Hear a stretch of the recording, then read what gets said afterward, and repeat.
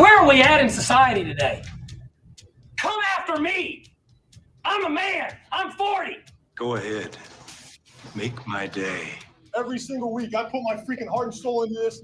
I don't go out there and laugh. It's not funny. Nothing's funny to me. I don't want to go out there and get embarrassed on Monday Night Football in front of everybody. I think this is the beginning of a beautiful friendship. So ain't nothing changed from yesterday. Still the same person I was yesterday, and I got the same thing for you that I had yesterday.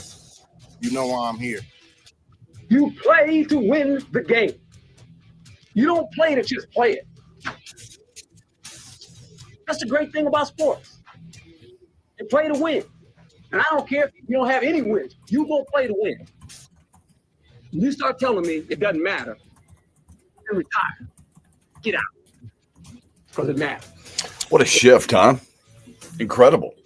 This is one of the many things you love about sports. It just comes out of nowhere. It wasn't long ago where the Dodgers were up 2-1, and they had Shohei Ohtani on the mound.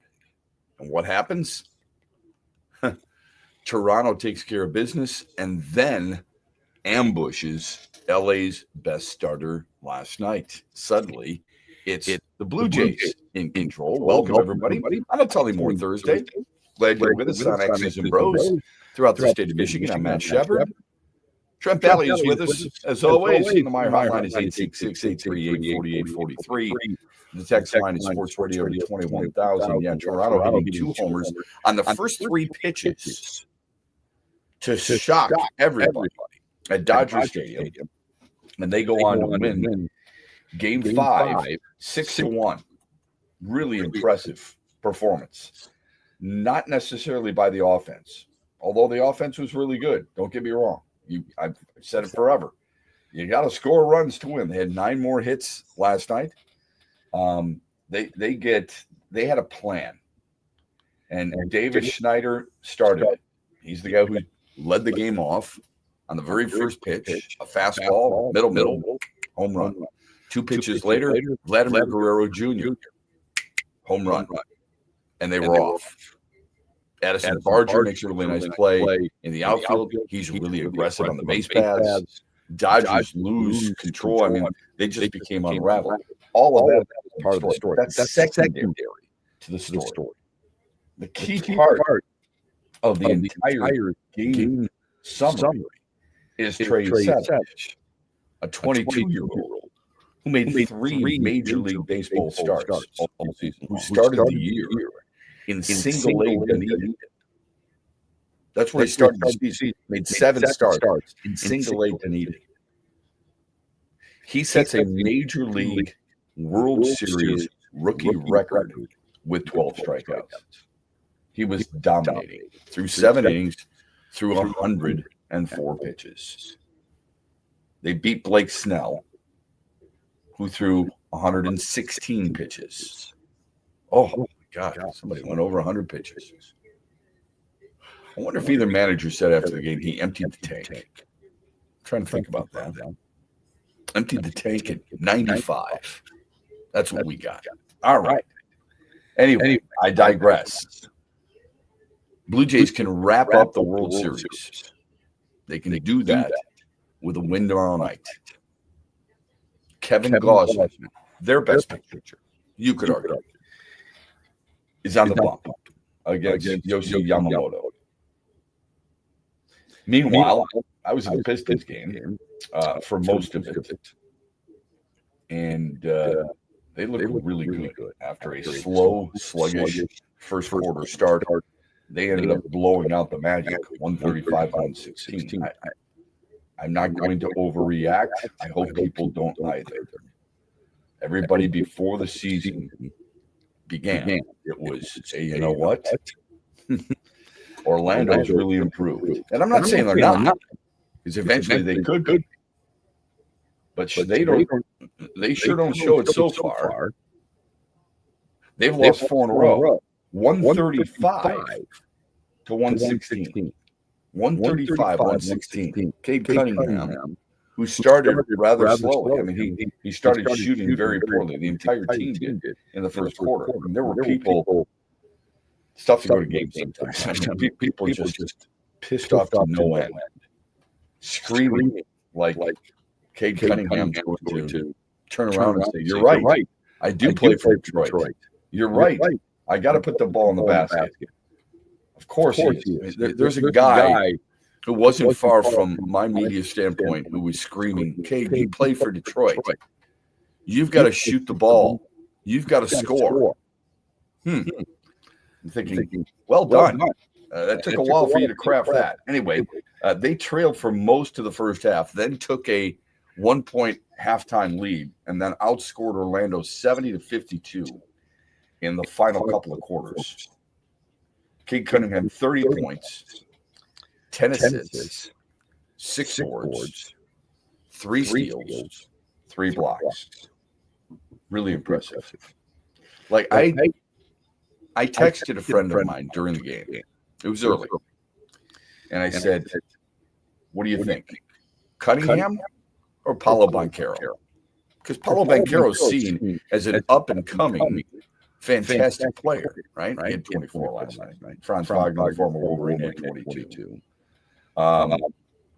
But both of them combined, they missed 17 to 30 field goals and 11 to 28 free throws. Okay, it was amazing. I was in a group chat with some friends, and they were livid that Paolo Banchero had gotten to the free throw line as much as he had. He had 17 free throw attempts. And Cade Cunningham hadn't gotten there as much.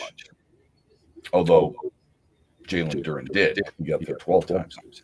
And he had 21, by the way. Duren was, I thought, pretty good at 21 and 12. You would take that, right? 5'9", 4. But I said, well, they play two different styles, two different positions. Cade Cunningham's more on the perimeter, and Paolo Banchero's in there rebounding.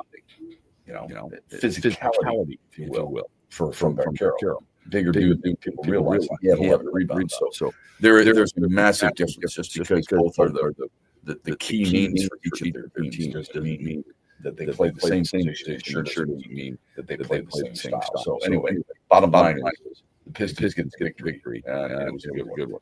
The biggest story in the state, and perhaps in the National Football League yesterday, broke after we were off the air. And Billy talked about it throughout the Aiden Hutchinson inking a 4-year contract extension worth $180 million with $141 million guaranteed. That's that key right there.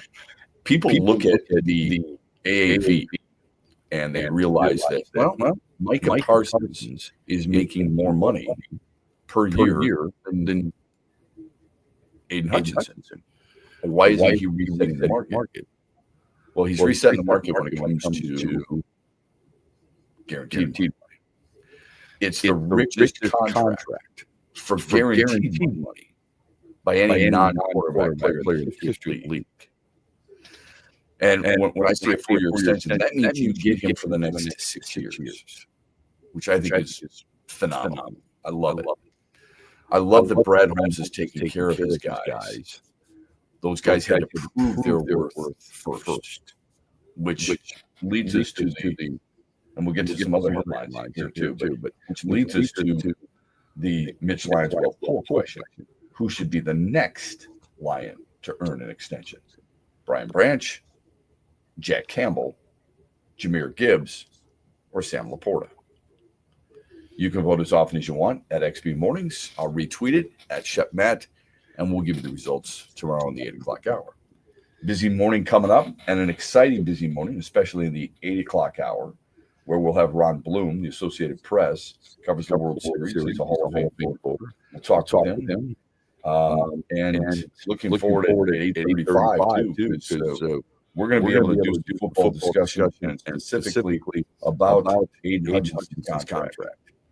It is there where we will have the opportunity to talk with I guess Jeremy Reisman at 8:35 to talk about that. All that and more coming up with you, of course, as always, here on X's and Bros across the state of Michigan on the Michigan Sports Network.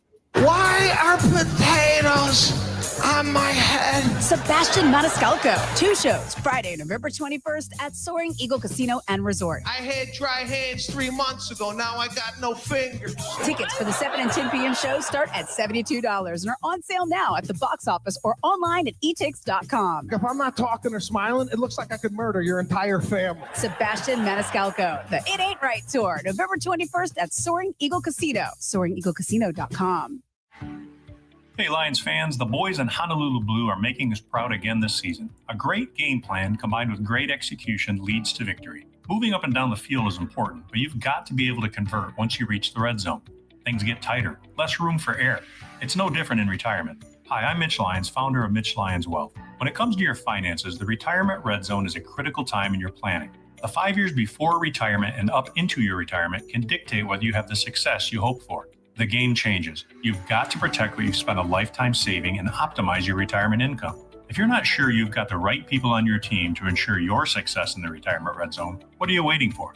Contact us today and put the Mitch Lyons Wealth team to work for you. Go to MitchLyonsWealth.com. A simple 10-minute call can help us determine whether we can help you. 30 or 40 years of saving is worth it. That's MitchLyonsWealth.com. Mitch Lyons Wealth, your best game plan to protect, grow, and win retirement. Shop Meijer and get a head start on your gifting list with early holiday deals. There's something for everyone. Yankee Candle large jars are 40% off. Get 20% off select Lego City and Friends building sets. Select board games like Clue or Scrabble are just $15 each. And Element 40-inch smart TVs are 50% off. Save a good deal more on the gifts they can't get enough of at Meijer. Exclusions apply. See all deals in the Meijer app.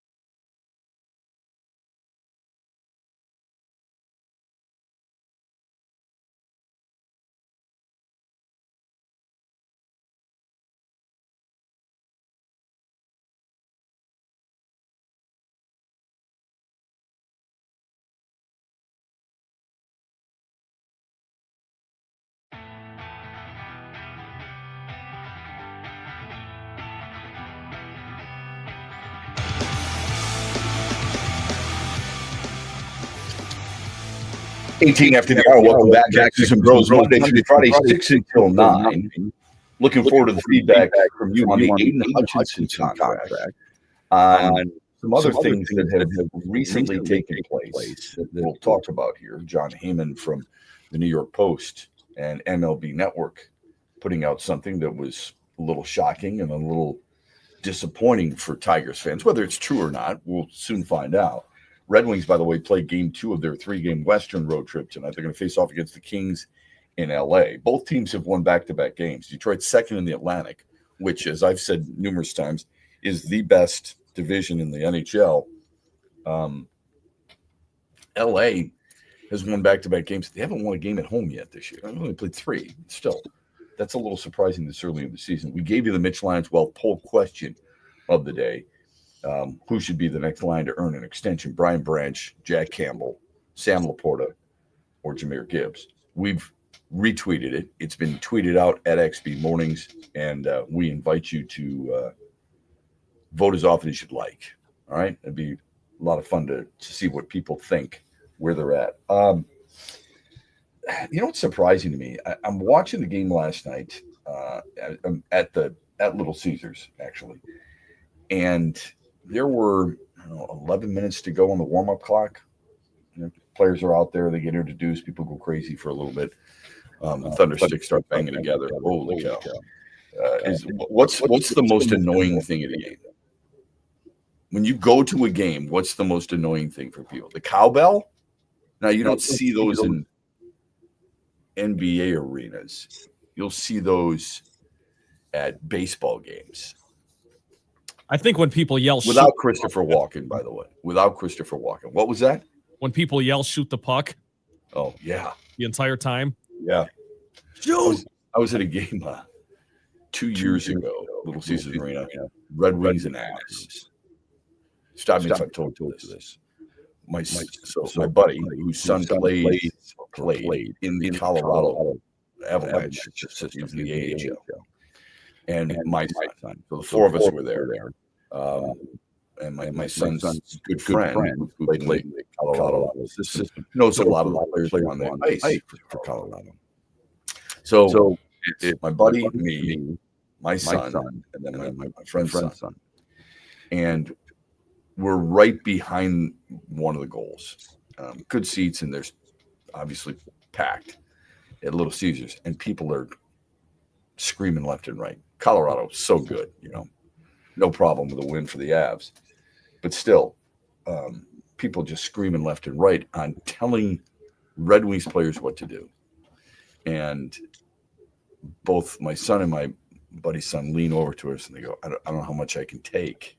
And I said, why? He says, people just do not know this sport at all. They're telling guys to shoot when they've got a player right in front of them. They're telling people to shoot when guys are sliding down and blocking shots. He says, you've got to move. And so he gets really in depth. Both of them know hockey and know inside and out. So it was kind of frustrating. But I didn't hear any cowbells or anything there. It's just one of those things to Trent's point that was a little frustrating. Last night, kind of the same thing. You could hear a lot of people, shoot it. You're like, wait, why would you shoot that shot? You've got a fresh shot clock. There's somebody on you. Rotate the basketball, right? Get a guy maybe up in the air, pump fake, sidestep is whatever, but you don't want to shoot it. But I was thinking about this with about 11 minutes on the clock before people start to pile in. And you're hoping people file in for sure. But I was really surprised how few people there were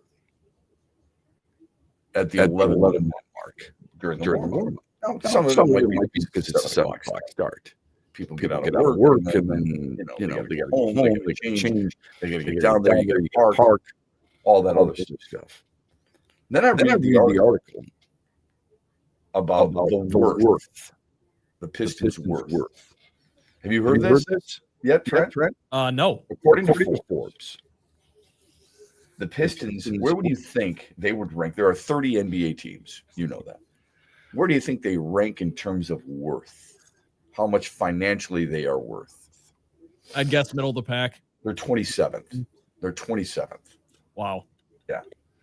Now, no one's crying for Tom Gores. They're worth $3.65 billion, according to Forbes.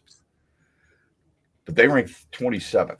They're just behind Charlotte and just in front of Minnesota. And I'm thinking, what? How is that possible? Who do you think is the most valuable franchise? The Knicks. The NBA? The Knicks? That's a good guess. It's not. With the Lakers? That's what I would have guessed. Or the Celtics. That's immediately where my mind went. To those two teams and then the Knicks. And of course, the Celtics recently sold for what, $6 billion? Yeah. Yeah. It's the Golden State Warriors. Oh, wow. My next guess would have been Dallas. Oh, that's a good one, too. The Warriors wouldn't have even been on my radar. They're worth $11 billion, according to Forbes. Okay. Wow. Here's another part of it. And it's good research by the Detroit Free Press. The Pistons increased their value by 7% in the past year. You're like, oh, okay, good for them. I mean, they bumped it up a little bit. It's the smallest increase in the NBA.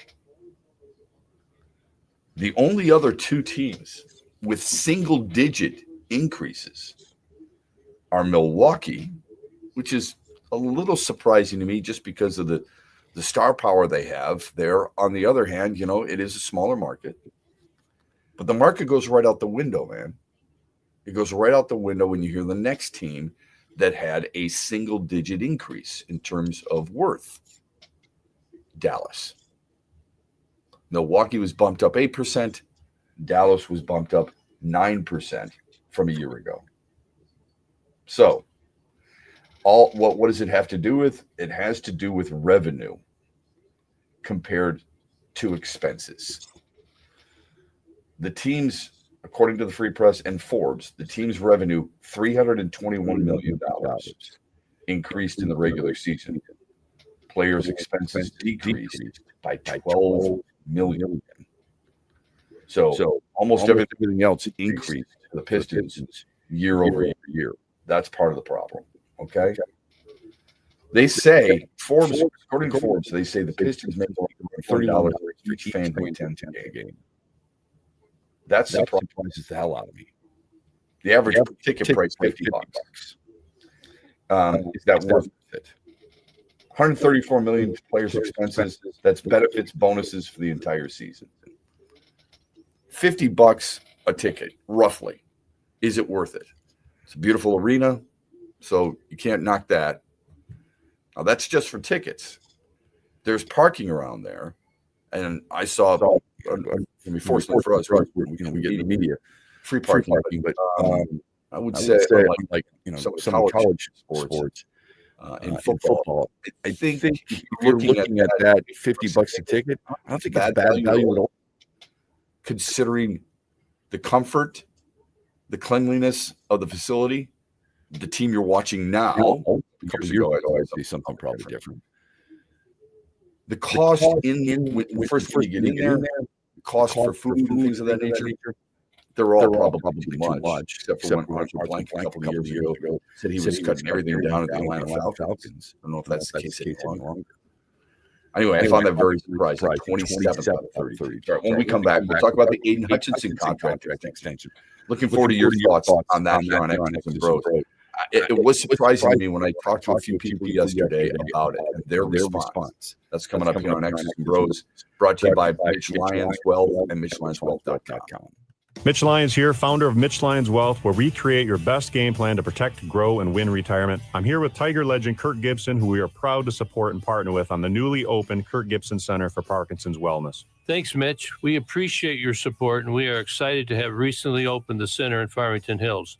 It provides exercise therapy and educational programs that are helping the Parkinson's community, just like Mitch Lyons Wealth helps improve the quality for their clients' retirements. This center helps improve the quality of life for people with Parkinson's. And Gibby, the best part of all is that access to the center is available to the Parkinson's community free of charge, right? That's right, absolutely free of charge for people with Parkinson's and their care partners. You hit a couple of the most famous home runs in Major League history, Gibby, but I feel that your greatest hit will be the positive impact the Kirk Gibson Center is making in the fight against Parkinson's. Mitch, since my diagnosis, I get up every day and focus on winning that day. This center encourages others to do the same. Awesome, Gibby. To learn more, go to kirkgibsoncenter.org. Soar to new heights of winning with Eagle Casino and Sports. Enjoy your favorite games wherever you are, whether at home or on the go. Dive into exciting slots, spin the roulette wheel, or challenge yourself with virtual table games, all at your fingertips. Sign up now and opt in to receive a deposit match up to $1,500 for the casino, plus up to 100 free spins. Download the Eagle Casino and Sports app today and experience winning with just a tap. Go you! Must be located in Michigan and 21 years or older. Other conditions apply. Visit playeagle.com to join the action. Gambling problem, call 1-800-GAMBLER. I know how much you love football, and I know how much you thirst for Lions talk. Hi, this is Matt Shepard. Every Friday morning on X's and Bros at 8:35, we will dive deep into the Lions, what went right, what went wrong, and what we can expect next. We call it What's Brewing with Lions analyst Rob Rubik, brought to you by Ferris Coffee. He's going to join me every week to break down the Lions and their opponent. What's Brewing with Rubes, brought to you by Ferris Coffee, every Friday morning at 8:35 on X's and Bros. Van Andel Institute Purple Community is a grassroots fundraising network powered by the dedicated volunteers who support VAI's mission to improve human health now and in the future. When you raise funds through the Van Andel Institute Purple Community, 100% of the proceeds go directly to the Institute's research into diseases like cancer and Parkinson's, as well as VAI's science education programs. Learn how you can get involved at purplecommunity.org.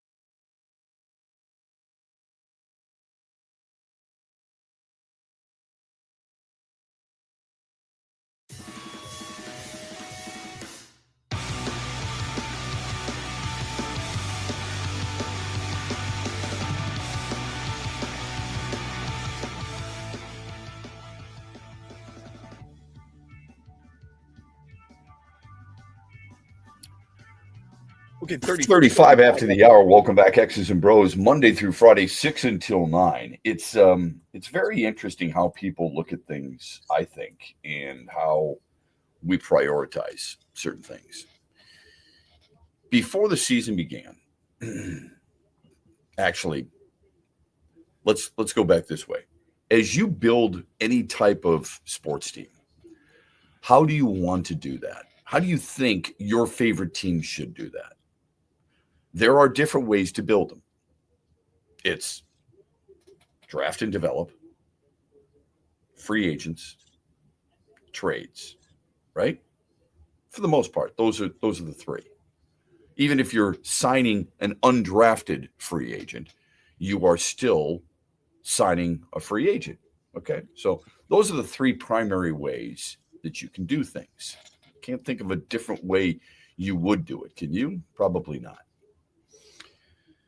There's not a better team in the National Football League, I think, perhaps in all of sports, that drafts, develops, and then sprinkles in some of the other than the Detroit Lions. And I mean that. Think of the players they've drafted and developed. I know they've missed on some. We've talked about that. You're 100% right. Onwuzurike, frustrating. Pascal, frustrating. Hendon Hooker, frustrating. Absolutely. Plenty of teams, as I've mentioned before, it happens. Nobody is 100%. I love how people will focus on all the negative drafts that Brad Holmes has had because they can't get that on their mind, losing sight of all the really good draft picks that he's had. And I'm not just talking about Amon-Ra St. Brown in the 4th round. I'm not talking about certain players drafted later in the draft. Just because you make a 1st-round pick and it hits doesn't mean you shouldn't get credit for that 1st-round pick. And just because you've got a guy who you've re-signed as your player, who you've drafted and developed, doesn't mean you don't deserve a lot of credit for that either.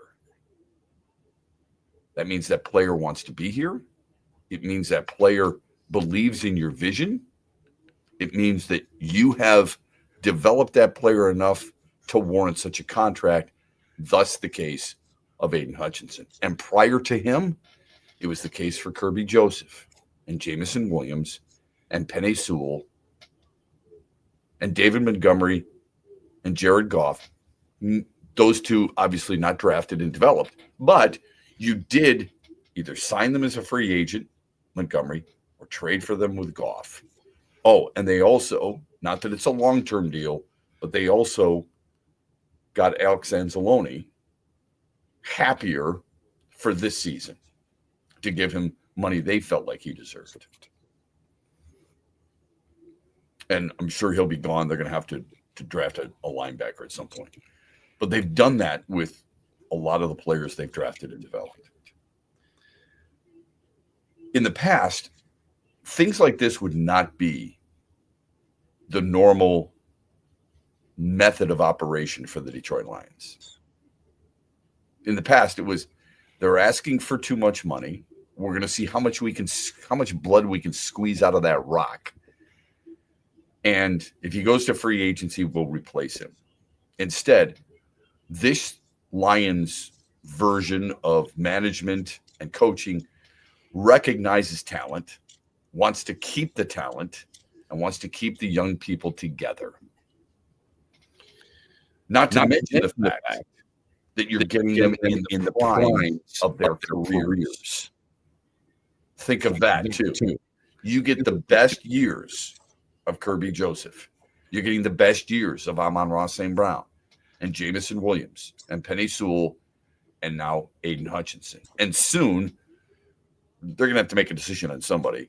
I don't know who that will be, but they're going to make a decision on somebody. They're going to keep at least one more of their core. I would guess Gibbs will be a big part of it, and Campbell would be a big part of it. That would be my guess.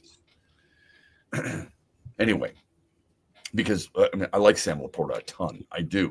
I think tight ends are really important in today's NFL. But there might be some guys you could possibly get instead of, depending on the price tag that he wants. The interesting one, I think, is Brian Branch, but we can talk about that at a different day. I was surprised yesterday in talking with people once the Aiden Hutchinson contract extension was announced, how many people were subdued. Not that they weren't happy, and it's not that they weren't enthusiastic about the fact that he's going to remain a Lion, but just the fact that they were unmoved by it, almost expecting it. Where in the offseason, I thought there were a lot of people strongly suggesting, how are we going to be able to keep all these guys? That's been the theme for so many fans.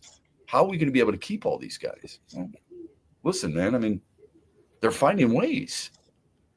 Creativity. Oh, and by the way, this franchise has the fourth most cap space of any franchise in the NFL. When I saw that blew my mind. Right. Because they're dishing out these big deals, and they should, but to still be top 5 in cap space is remarkable. It is. It really is. That shows how savvy Brad Holmes is on the it shows you areas of building, not just paying stars. Right. It shows you just how conscious they are with their contracts and their salary caps and how they've mastered it. It shows you just how connected everybody is within the organization, I think. It's phenomenal. Anybody else do this that you can think of? Does anybody else do this? This is the way you're supposed to build a franchise. And before you say, well, who wouldn't be happy with those types of numbers? Of course he's going to resign here. I would give you exhibit Micah Parsons. The Cowboys are viewed as what? America's team. That's what we've been told. Because that's what everybody said. That's who they are, right? The Cowboys told us that. And then the NFL picked up on it, right? So that's all the stuff that they truly believe in. Okay, whatever. But does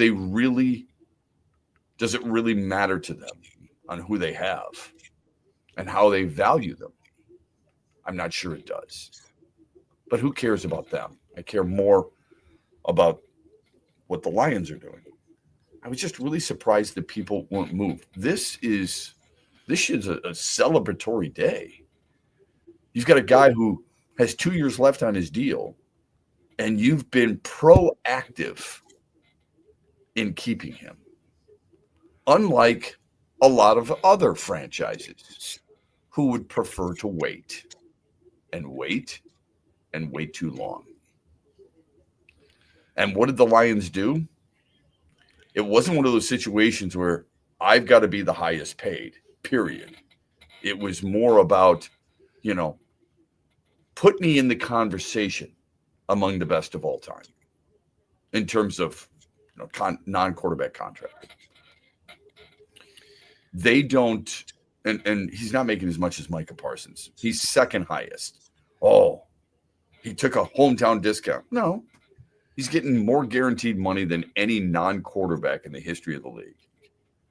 And at some point, it'll probably be reset by some defensive end. We'll soon find out who that defensive end is. I don't know. It's not going to be Trey Hendrickson. I don't think so. Not at the age of 30. Sorry. We'll soon find out. Maybe it's Brian Burns with the Giants. Maybe it's Kayvon Thibodeau. I'm not sure. All I know is the Lions have gone about their business the right way. And to bring guys in, gauge at their worth and their production, keeping them happy, and keeping the nucleus of a team together has been textbook. And I've been trying to think of a team that does something similar, where they have literally drafted each one of these individuals. I know there's a lot of people out there who get a little tired of that message. They just because they drafted them and they developed them doesn't mean you always have to keep them, and doesn't mean you can't add. Well, they've added. They've absolutely added. Folks, remember, they did sign DJ Reed, their number one corner. They did it was a while ago, but Alex Anzalone, right? Last year they did sign Kevin Zeitler. And they keep these guys on a shorter term deal, Zeitler, for example, in a 1-year contract, as they groom or get ready for a plan. They have a plan to replace them. Don't like losing Kevin Zeitler. I'd like to keep him. But if we do lose him, knowing that that's going to happen, we have just drafted his replacement. And by the way, that replacement has been pretty damn good. I gave you the numbers yesterday. Based on Pro Football Focus, a year ago at this time, the Lions' offensive line had surrendered 58 quarterback pressures and 11 sacks. This year, those numbers are 54 and 7, respectively. Penei Sewell's a big part of it, no question. One of the big questions for us before the season began was the interior offensive line. There are different ways to rush the quarterback as you go. So it's not just Penei Sewell who's given up one quarterback pressure all season long. It's the other guys. They have come together. Graham Glasgow doesn't get nearly enough love. He got plenty of arrows thrown his way after the first game against Green Bay. So did the guards. And rightfully so. But how much have they been talked about since? Not nearly enough, in my view. Bottom line is, the Lions' plan is working. That said, you got to win. You've got to win. They've invested in these players because they believe these players will play at a high level for an extended period of time. You don't sign these guys to these multi-year contract extensions, resetting the market at each individual position if you don't believe they're winners. They better win. And the easy thing for me to do would be say this year, if they don't win a Super Bowl, and I mean this, I can't believe I'm saying this, because 15 years ago, I would have laughed myself off the air. Click. Are you kidding me? I truly believe if this year they should win the Super Bowl. Anything less is a disappointment. And I mean that. If they can stay healthy, as long as they're not losing Jared Goff, as long as they don't lose Aiden Hutchinson again, okay, if they can keep this together and stay healthy, they should win the Super Bowl. It's okay to have expectations. Dan Campbell says the same thing. It's funny, when I used to say that during the Tigers season, people would kind of scoff at me. And then when the season was over, what did Tarek Skubal say? The exact same thing. He literally said, the expectation every year is for us to go to the World Series. That's awesome. I mean, I love that stuff. 2 thumbs up. Way to go. Now, as long as it's realistic, I've said this constantly, realistic. I'm sorry, there's certain teams, there's no way a team as a mid-major, the Western Michigan basketball team isn't expecting to go in and win a national championship this year. They're just not. But the expectation can be to win the MAC and make the NCAA tournament and then take it from there. We've seen Loyola Chicago not long ago reach the NCAA Final Four, haven't we? So why not us? But there are some realistic. I don't think the Miami Marlins will open up next year, or the Washington Nationals next year, expecting to win the World Series.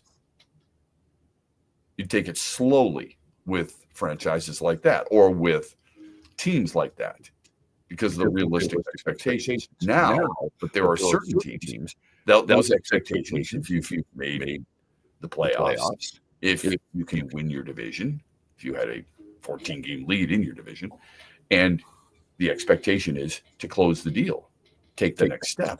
All those other cliches, absolutely. Got no issue with that whatsoever. The Lions, legitimately, honestly, for the first time in our lives, over the last 3 years, and probably 2 years ago when they lost in the NFC Championship in San Francisco, we probably felt pretty good about that. Because it came, not necessarily out of nowhere, but it did surprise us a little bit. Last year, for as much as we were surprised 2 years ago, last year we were surprised and disappointed at the second round exit, first playoff exit. So I think as it progresses, and when you have this type of young talent who's getting paid handsomely, recognize that, more importantly, has been performing to that level, the expectations have got to be there. And I never thought I'd say that, but I'm really happy that I am, because I truly believe this is the best team in the National Football League. I know they have power rankings, and that's no disrespect to the Indianapolis Colts, who have the best record in football. And it's no disrespect to the Green Bay Packers, who beat Detroit earlier this year and have the best record in the NFC. I think they're really good. I just think Detroit is better. And I think they're going to prove that. Your thoughts on the Hutchinson deal in his prime and a franchise that is doing the right thing. When you have national writers, they're not here every single day. They're not recognizing a lot of the stuff that perhaps you and your friends are, and actually putting them under a microscope too. But when you have national writers saying, this is the right thing to do, they're building it the right way. They are now a blueprint for other teams in the NFL. My word, not necessarily they're yours, but it tells you something. National writer said yesterday, that this is how good teams, this is what good teams do. And then Dan Campbell, we'll play that sound when we come back. I want you to hear it. Me reading it doesn't do it justice. I want you to hear the passion and the love of Dan Campbell. We'll do that when we come back here on X's and Bros. Want your thoughts on it? 866-838-4443. The text line, Sports Radio 21,000. This is X's and Bros. This hour has been brought to you by Mitch Lyons Wealth and MitchLyonsWealth.com. We're back right after this on the Michigan Sports Network. Huge here for the Michigan High School Athletic Association. You can stay up to date on the latest from Lansing 24/7 at MHSAA.com, at MHSAA on Twitter, and MHSAA on Facebook. The latest news, press releases, and stories connected to every high school in the state of Michigan, available for you 24/7 from the Michigan High School Athletic Association. Log on to MHSAA.com, at MHSAA on Twitter, and MHSAA on Facebook. And if you're looking for archive, boys and girls, high school sports, MHSAA.TV. That's MHSAA.TV. 24/7, everything you need to know about high school sports in Michigan. Log on to MHSAA.com. Soar to new heights of winning with Eagle Casino and Sports. Enjoy your favorite games wherever you are, whether at home or on the go. Dive into exciting slots, spin the roulette wheel, or challenge yourself with virtual table games, all at your fingertips. Sign up now and opt in to receive a deposit match up to $1,500 for the casino, plus up to 100 free spins. Download the Eagle Casino and Sports app today and experience winning with just a tap. Go you! Must be located in Michigan and 21 years or older. Other conditions apply. Visit playeagle.com to join the action. Gambling problem, call 1-800-GAMBLER. Van Andel Institute Purple Community is a grassroots fundraising network powered by the dedicated volunteers who support VAI's mission to improve human health now and in the future. When you raise funds through the Van Andel Institute Purple Community, 100% of the proceeds go directly to the Institute's research into diseases like cancer and Parkinson's, as well as VAI's science education programs. Learn how you can get involved at purplecommunity.org. Shop Meijer and get a head start on your gifting list with early holiday deals. There's something for everyone. Yankee Candle large jars are 40% off. Get 20% off select Lego City and Friends building sets. Select board games like Clue or Scrabble are just $15 each. And Element 40-inch smart TVs are 50% off. Save a good deal more on the gifts they can't get enough of at Meijer. Exclusions apply. See all deals in the Meijer app.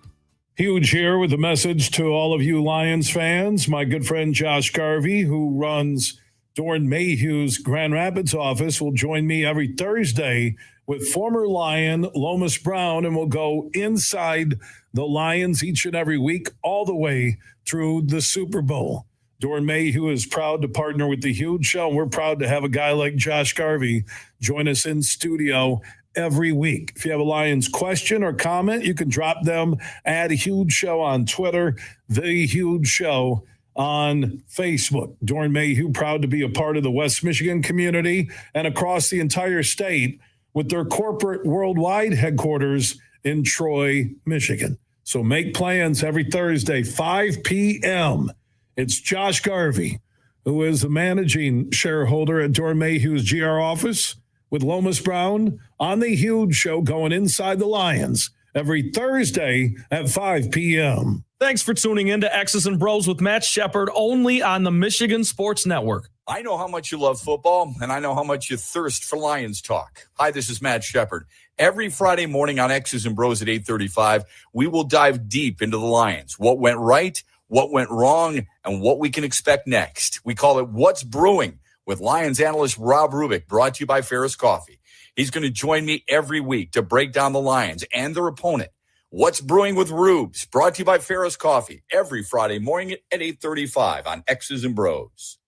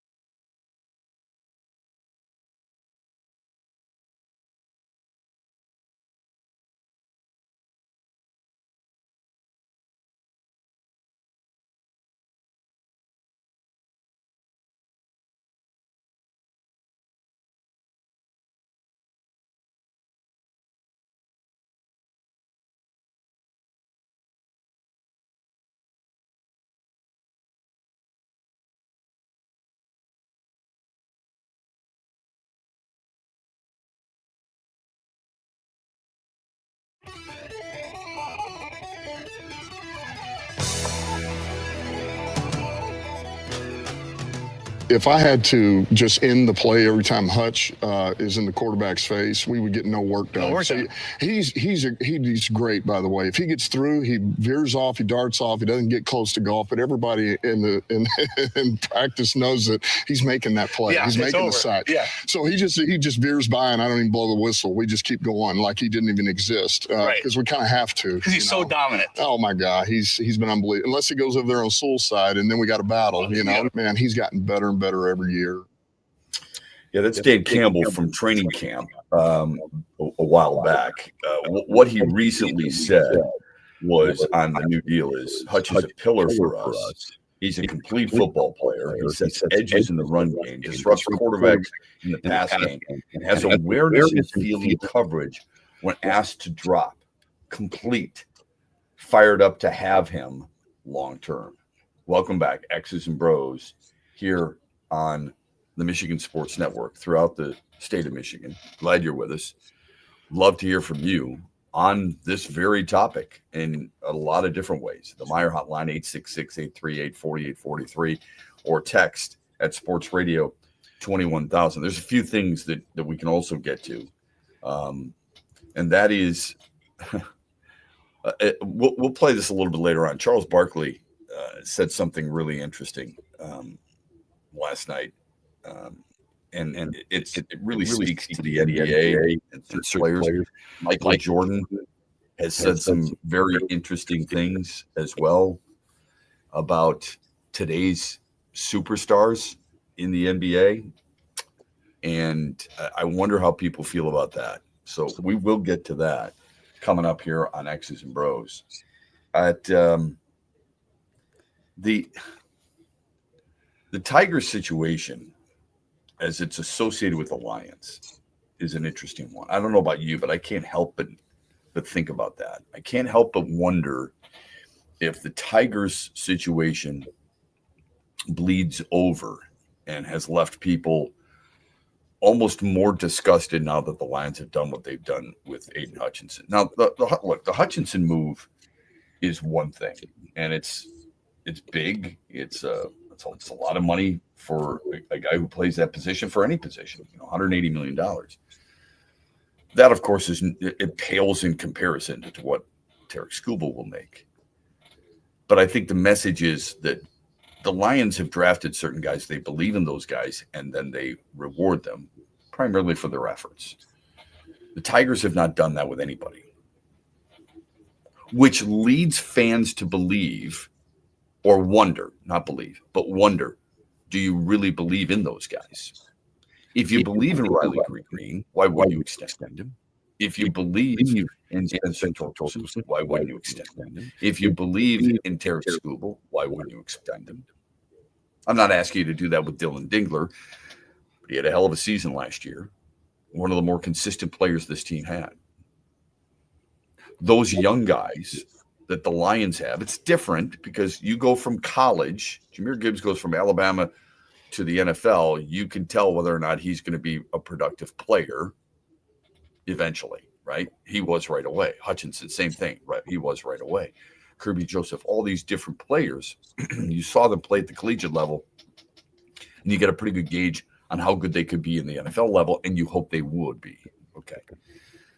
Baseball is obviously different. You're drafting 18-year-olds, in some cases, 18 to 21-year-olds, although some of the Lions are 22 for crying out loud.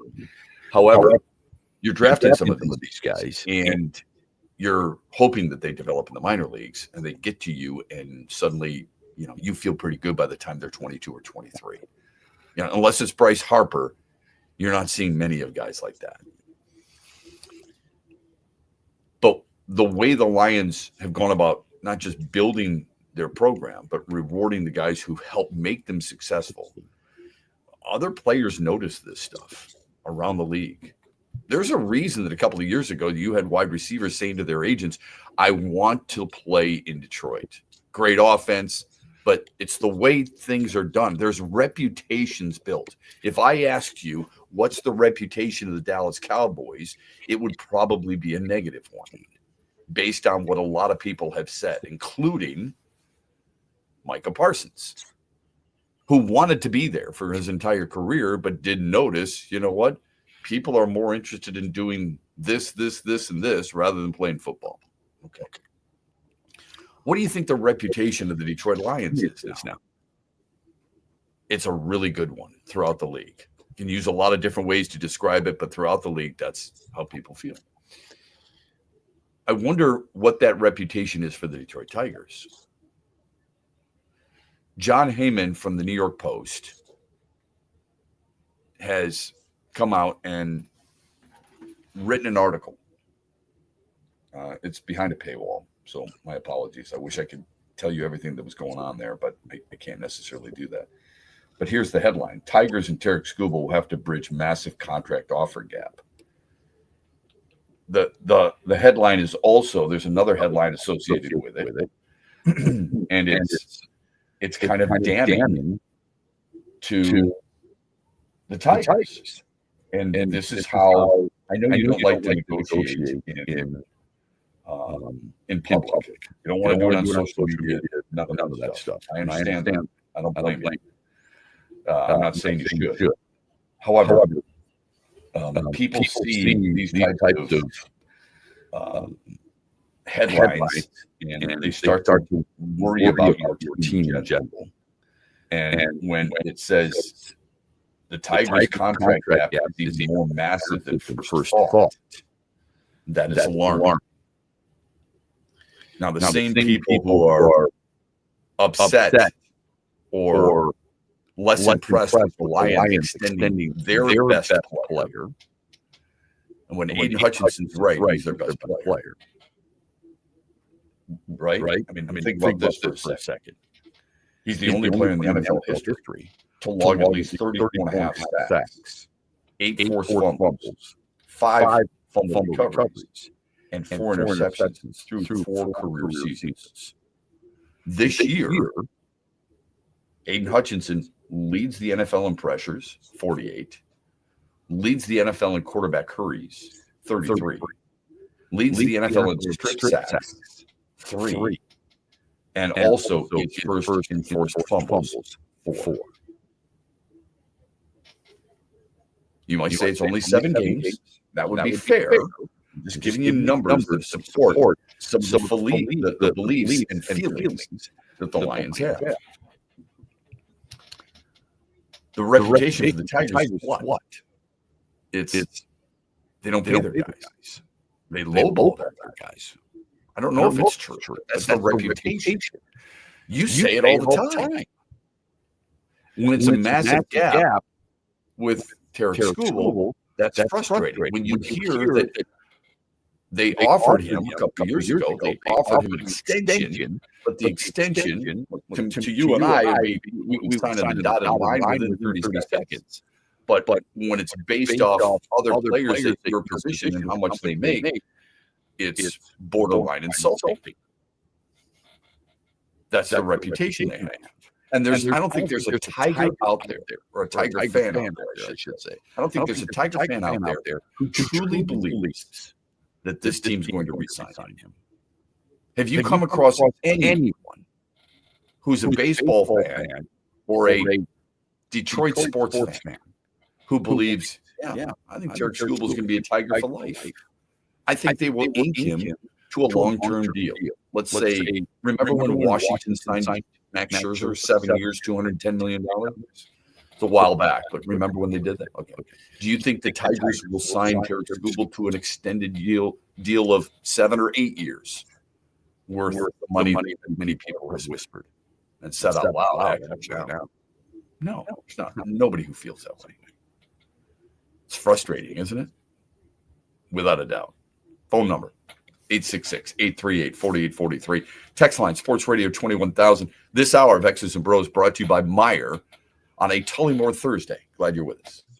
Mitch Lyons here, founder of Mitch Lyons Wealth, where we create your best game plan to protect, grow, and win retirement. I'm here with Tiger legend Kirk Gibson, who we are proud to support and partner with on the newly opened Kirk Gibson Center for Parkinson's Wellness. Thanks, Mitch. We appreciate your support, and we are excited to have recently opened the center in Farmington Hills.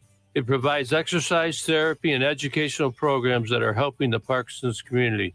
just like Mitch Lyons Wealth helps improve the quality for their clients' retirements. This center helps improve the quality of life for people with Parkinson's. And Gibby, the best part of all is that access to the center is available to the Parkinson's community free of charge, right? That's right, absolutely free of charge for people with Parkinson's and their care partners. You hit a couple of the most famous home runs in Major League history, Gibby, but I feel that your greatest hit will be the positive impact the Kirk Gibson Center is making in the fight against Parkinson's. Mitch, since my diagnosis, I get up every day and focus on winning that day.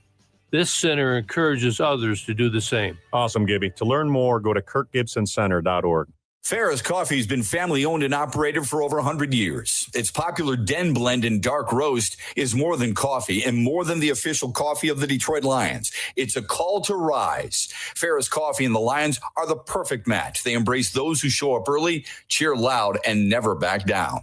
Den Blend is perfectly roasted in Grand Rapids and provides the ultimate fuel for fans who wake up and roar. Whether you're tailgating at the game or cheering from your couch, Den Blend is your go-to coffee for your game day ritual. Make sure you listen weekly to our Moving Ferris Forward interviews with Ferris President Bill Pink and other leaders who are moving Ferris forward. Find out more about Big Rapids and Ferris and what they have to offer at ferris.edu.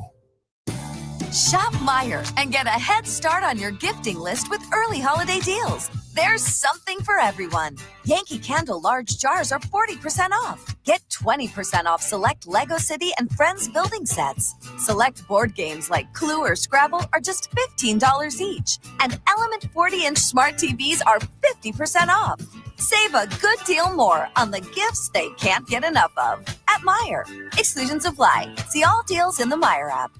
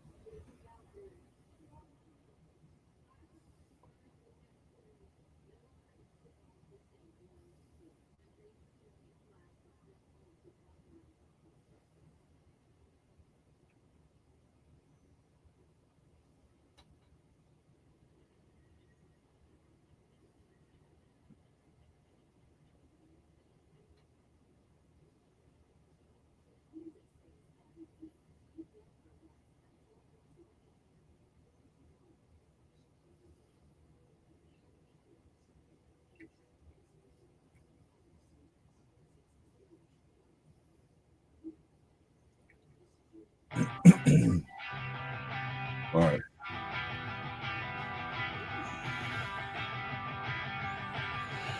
Some really good stuff to get to, especially in the wake of the Michael Jordan interview with Mike Tirico and some of his verbs and words to describe certain players today, and just the fact that you're not the flopping, especially by certain superstars, and the unwillingness to play. We'll get to that. Coming up here on X's and Bros. A lot to get to. Let's go to the phone lines. The Meyer hotline, 866-838-4843. Who's up on this Tullymore Thursday? We got Michael in Holland wants to ask you a question about the Tigers. Hey, Michael. Good morning.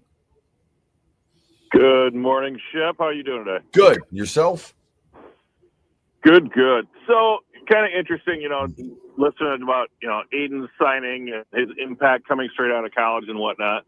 Kind of wondering when it comes to the Tigers and baseball in general, of you knowing a lot of history and kind of where we're at with that, is how did baseball get to where it's at, where it's got so many minor leagues and there's not a whole lot of college development, and coming to going, all right, yeah, somebody's in college for 4 years and they really have a major impact, but they get lost so much, at 17, 18 years old when they get signed to these contracts, and they don't know where is their development that happens in the NFL college versus Major League Baseball in college. All right. We're trying to figure out why baseball incorporated their drafting style of taking Michael at age 18 and either signing him. Right. Yeah. So in case people are unaware, what you can do is you can sign an 18-year-old. I can sign Michael out of high school. All right. And even though he might have some type of scholarship offer to Vanderbilt, really good baseball program. So if you go there, you have to be there for 3 years, and then you can get drafted again. And that happens quite a bit. A lot of it has to do with the financial aspect, as people know.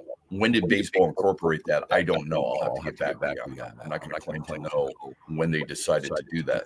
But I understand why they go about it, but they're in a lot of different markets. I think what's the beauty of what baseball has is they've got so many little towns or smaller markets that can't have Major League Baseball, but now get minor league baseball.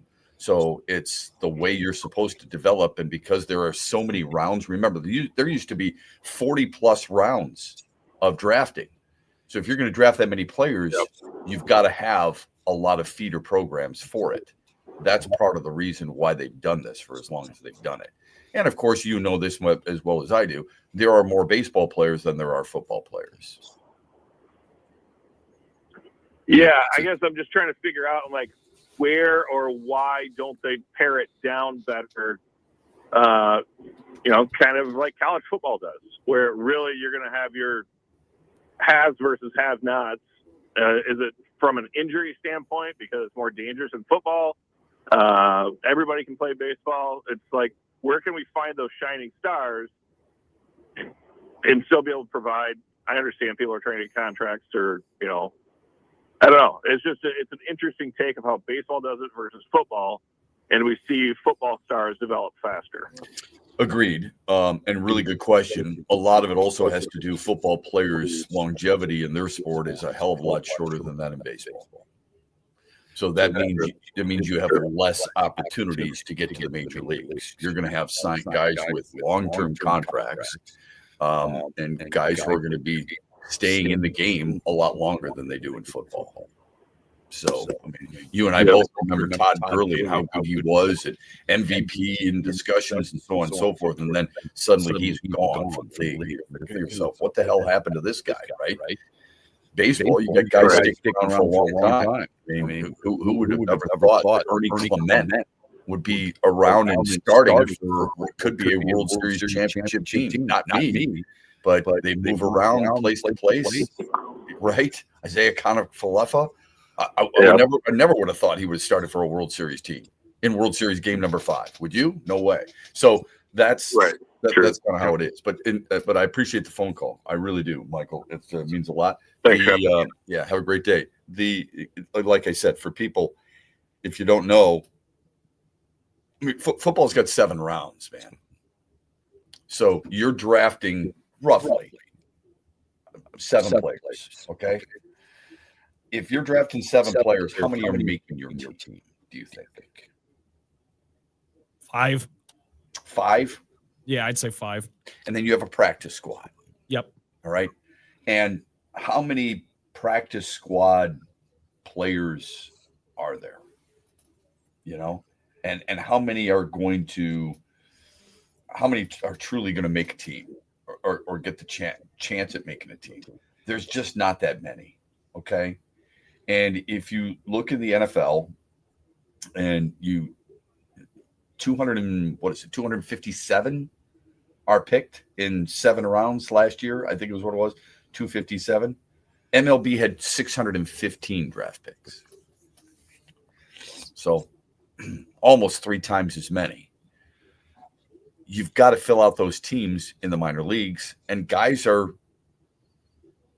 rapidly rising, some of them. Look at the guy last night. Did you ever hear of Trey Savage? No, you didn't. We started talking about him, folks. I mean, I'm sure people in Toronto were. But you and I started talking about him. Why? Well, because he was one of the young guys, 22, who was actually getting a chance. And we were wondering, why in the world haven't they done that in baseball? It takes longer to develop in baseball because the discrepancy at college to the pro is so much different. Where in the NFL, I'm not saying it's an easier transition. I think it's still a really hard transition. But you've got guys in the NFL who are they're men. Aiden Hutchinson doing what he did at Michigan his senior year, what he did against Washington in the national championship game, what he did against Ohio State has translated to a certain extent in the NFL. I mean, when he was a rookie, it's definitely translated now to a transition. In Major League Baseball, what a kid does in high school compared to what he's going to do at A or AA ball pales in comparison because of what you've got. I mean, you've got guys who are much older, not always in A ball. You've got guys who are much older who are used to the life of baseball, used to the rigors of baseball, used to the types of pitches and the nuances that take place. It's crazy. So that's why part of the reason why baseball does that. And you look at the numbers and you look at the markets and you look at the guys who got to get there and the longevity of baseball you're trying to constantly plan. Savage is a really good example of a guy who would have known, right? He was a first round pick. Okay. He's out of East Carolina and good for the Pirates, but are the Pirates of East Carolina known as the baseball powerhouse? No, you're finding them all over the place. You're finding them at community colleges, for crying out loud. And then of course the international scope in football. What are we doing? It's just American guys. How many guys in the National Football League are not from this country playing and desirable from a fan base or a front office? I'll wait. They're all in America. And there's 250 some odd Division I football programs. Not many guys are coming. Not many guys are coming from Canada. I know, Giovanni Manu. But there's just not that many guys. Whereas you're getting all kinds of impact on baseball teams from all over the world. So all of that has something to do with it. Phone number on the Meyer hotline. Good question from Michael, 866-838-4843. Text line Sports Radio 21,000. Stay with us on a more Thursday right by Mike. Pumpkin picking is here at Soaring Eagle Casino and Resort, and this patch is packed with prizes. Every Friday in October from 5 p.m. to 11 p.m., 4 lucky guests will step into the pumpkin patch for their chance to win. Pick the perfect pumpkin and win up to $1,500 in premium play. Pumpkin picking is here at Soaring Eagle Casino and Resort. It's all treats, no tricks this October. Only at Soaring Eagle Casino and Resort. Your getaway reimagined. Visit SoaringEagleCasino.com for complete rules and details. Shop Meyer and get a head start on your gifting list with early holiday deals. There's something for everyone. Yankee Candle large jars are 40% off. Get 20% off select Lego City and Friends building sets. Select board games like Clue or Scrabble are just $15 each. And Element 40-inch smart TVs are 50% off. Save a good deal more on the gifts they can't get enough of at Meijer. Exclusions apply. See all deals in the Meijer app. I know how much you love football, and I know how much you thirst for Lions talk. Hi, this is Matt Shepard. Every Friday morning on X's and Bros at 8:35, we will dive deep into the Lions. What went right, what went wrong, and what we can expect next. We call it What's Brewing with Lions analyst Rob Rubik, brought to you by Ferris Coffee. He's going to join me every week to break down the Lions and their opponent.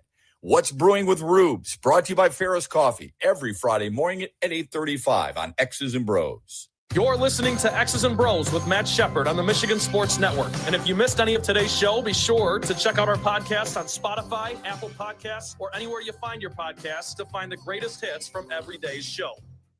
The Freddie the Pizza Man Foundation is dedicated to providing support to families and Michigan schools touched by autism. We invite you to join us in supporting these families and schools by making a donation at freddythepizzaman.com. With your donation, you can help provide essential resources that can make a real impact. Visit freddythepizzaman.com to make a donation and to learn more about the foundation's mission. That's FREDI thepizzaman.com. Together, we can make a difference.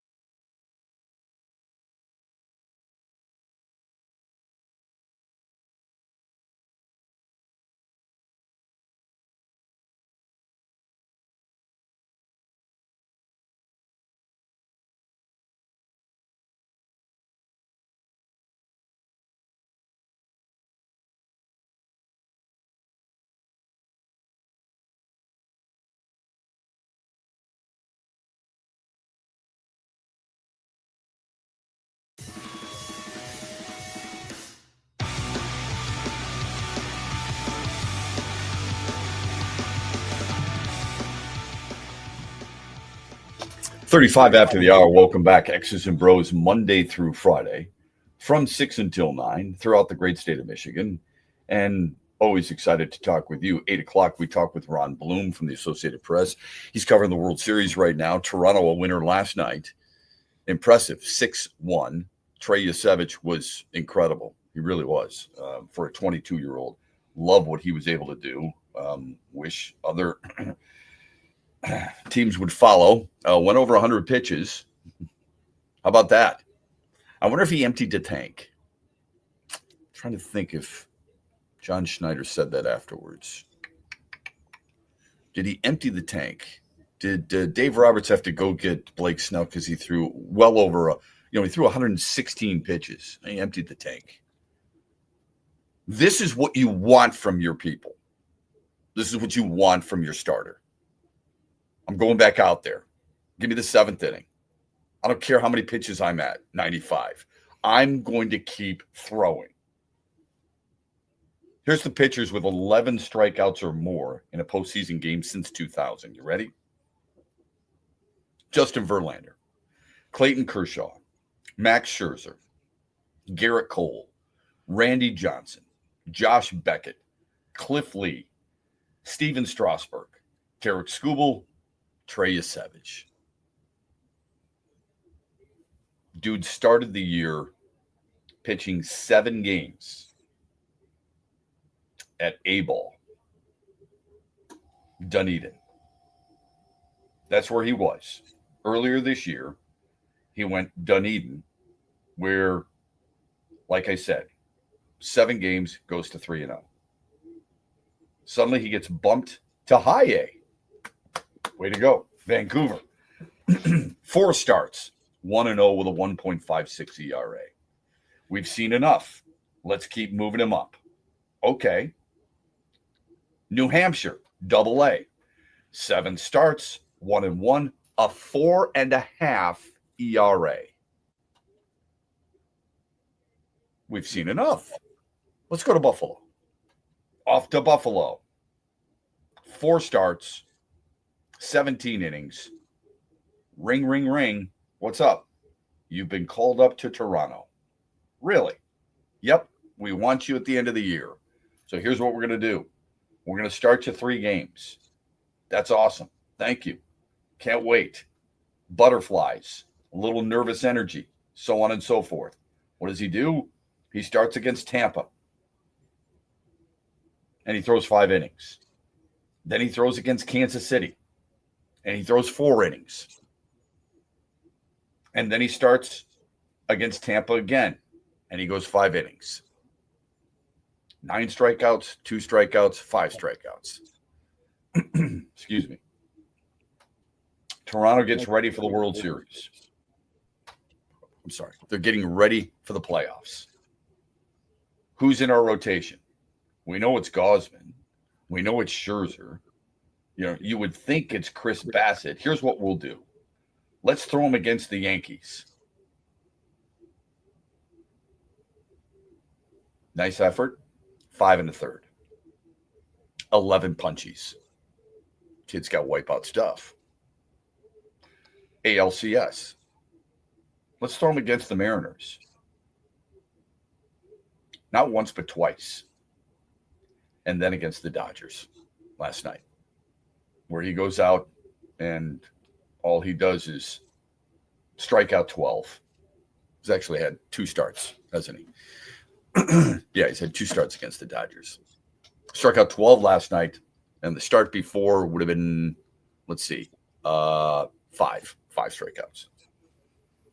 Bottom line is, kid's 21, 22 years old. Look at how quickly he rose. You can do it, can't you? Just because your age, why should it matter? Shouldn't matter how old you are. Can you handle it? And he has. I don't know how long his career is going to be. Neither do you. But we do know this. Toronto wasn't afraid. Read a really good article yesterday about how Toronto was willing to, the different guys they got at the trade deadline that may not have necessarily moved your needle a lot, but how it's helped this team get to where it is. after a nice win last night. Anyway, we will talk with Ron Bloom at 8 o'clock. And at 8:35, Jeremy Reisman, from the Pride of Detroit about the Aiden Hutchinson deal. Let me shift gears to basketball a little bit. I was at the Pistons game last night. Great energy in the second half, primarily. Cade Cunningham was incredible. The 30 points, the numbers that he put up, how he played, easy to say, took the game over later in the game was really impressive. Detroit shot 49.5%. So much better than the game I went to on Monday against Cleveland. But Cade Cunningham, best player on the floor, no doubt. 30 points, 10 assists, 6 boards, 3 steals, 3 blocks. Maybe the most important statistic is 0 turnovers. And somebody asked me, do you like J.B. Bickerstaff? And I said, yeah, I like him a lot. And what I like about him is the same thing I like about Todd McClellan and Dan Campbell, and it is the willingness to call players out and what they need to do. The expectation of being better. I love that about him. Charles Barkley is part of that NBA pregame show with Shaquille O'Neal and Kenny Smith and Ernie Johnson. And it's a smart move by ESPN to bring them over from TNT. Paying them a lot of money, but worth it, right? He's never afraid. Never afraid. He had 2 players on the other day. One was a rookie, one was a vet. They were on Zoom, if you will. And Barkley actually said to the vet, why don't you give some of your money to the rookie so he can put things on his wall? Because it was all white walls behind him. It was a great line. There's a little bit of an epidemic right now going on in the NBA. And yes, the gambling has something to do with it. But there's a fear that the league has allowed way too much power to its players in the sense of taking themselves out of games, not playing in games. Hi, LeBron. The actions on the floor. If you look at how certain players overreact. And this is all spurred by the recent conversation Mike Tirico had with Michael Jordan that was really, really good. We'll get to that here in a minute. But what it does is, and Michael Jordan said in so many words, look, I always wanted to be in the game. I never wanted to come out. I never wanted to be load management. What ruins part of this is the commissioner's belief that you have to play a minimum of 65 games to be eligible for any postseason awards. So players look at that and go, great. I can get 17 games off. I'm going to take advantage of it. I'm going to take the 17 games off or whatever it is. On top of that, the people are putting clip after clip, rightfully so, of the flopping. Like, we think soccer's bad. Go look at some of the flops that LeBron James has had in his career. I don't care if it's in Cleveland, Miami, Los Angeles. It's flat out embarrassing. And I'm not taking anything away from his ability to play as long as he has and at such a high level. I've never seen a player play at such a high level for a consistent period of time in that sport as him. He's unbelievable, right? But he is the most dramatic player we've ever seen in our careers. Seriously. The amount of things that he does when somebody comes close to touching him or when they do touch him. And you would think players would get tired of it and call him out too. Because if you do that, you're in big trouble. You get a call from his people. The mafioso stuff. Here's Charles Barkley about today's players, today's coaches having to coach today's players compared to when he played. Let's listen.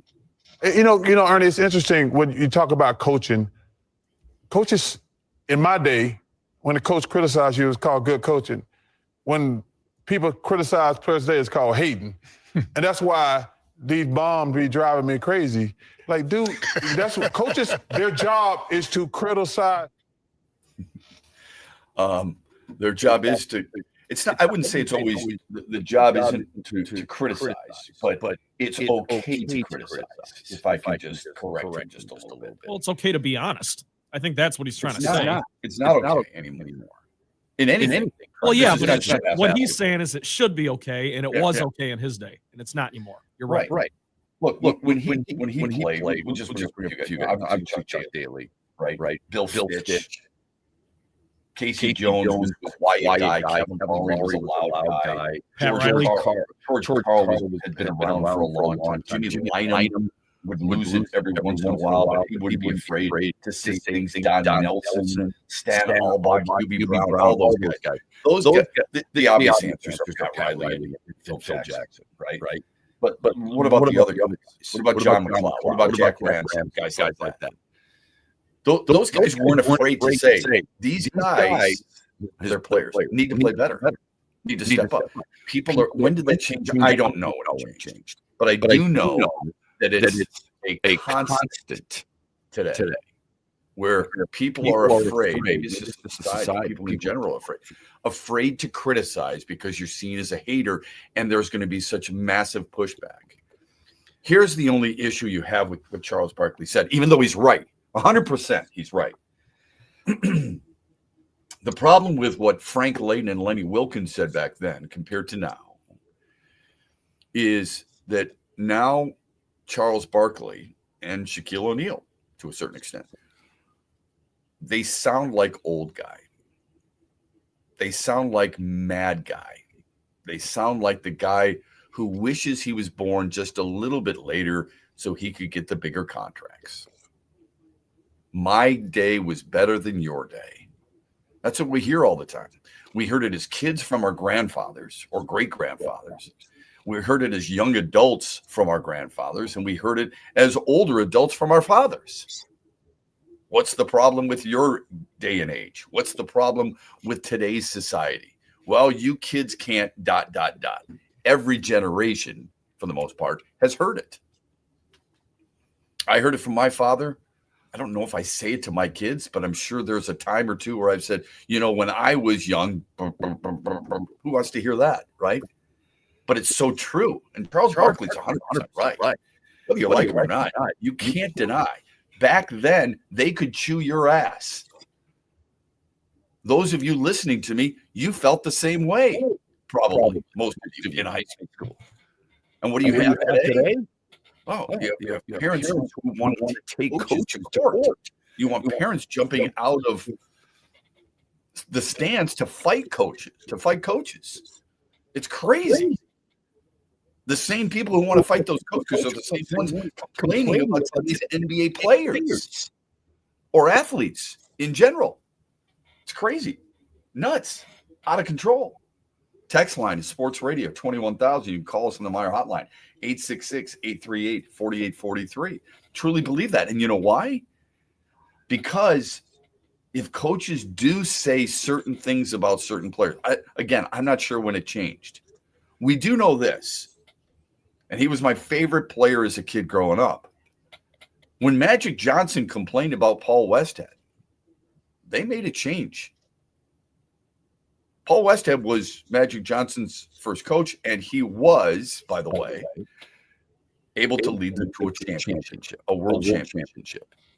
This was before James Worthy. It was Jamal Wilkes, it was Jim Jones, it was Kareem Abdul-Jabbar, and it was Norm Nixon to go along with Magic Johnson. Those were the key guys. Not all of them, but those were the key guys.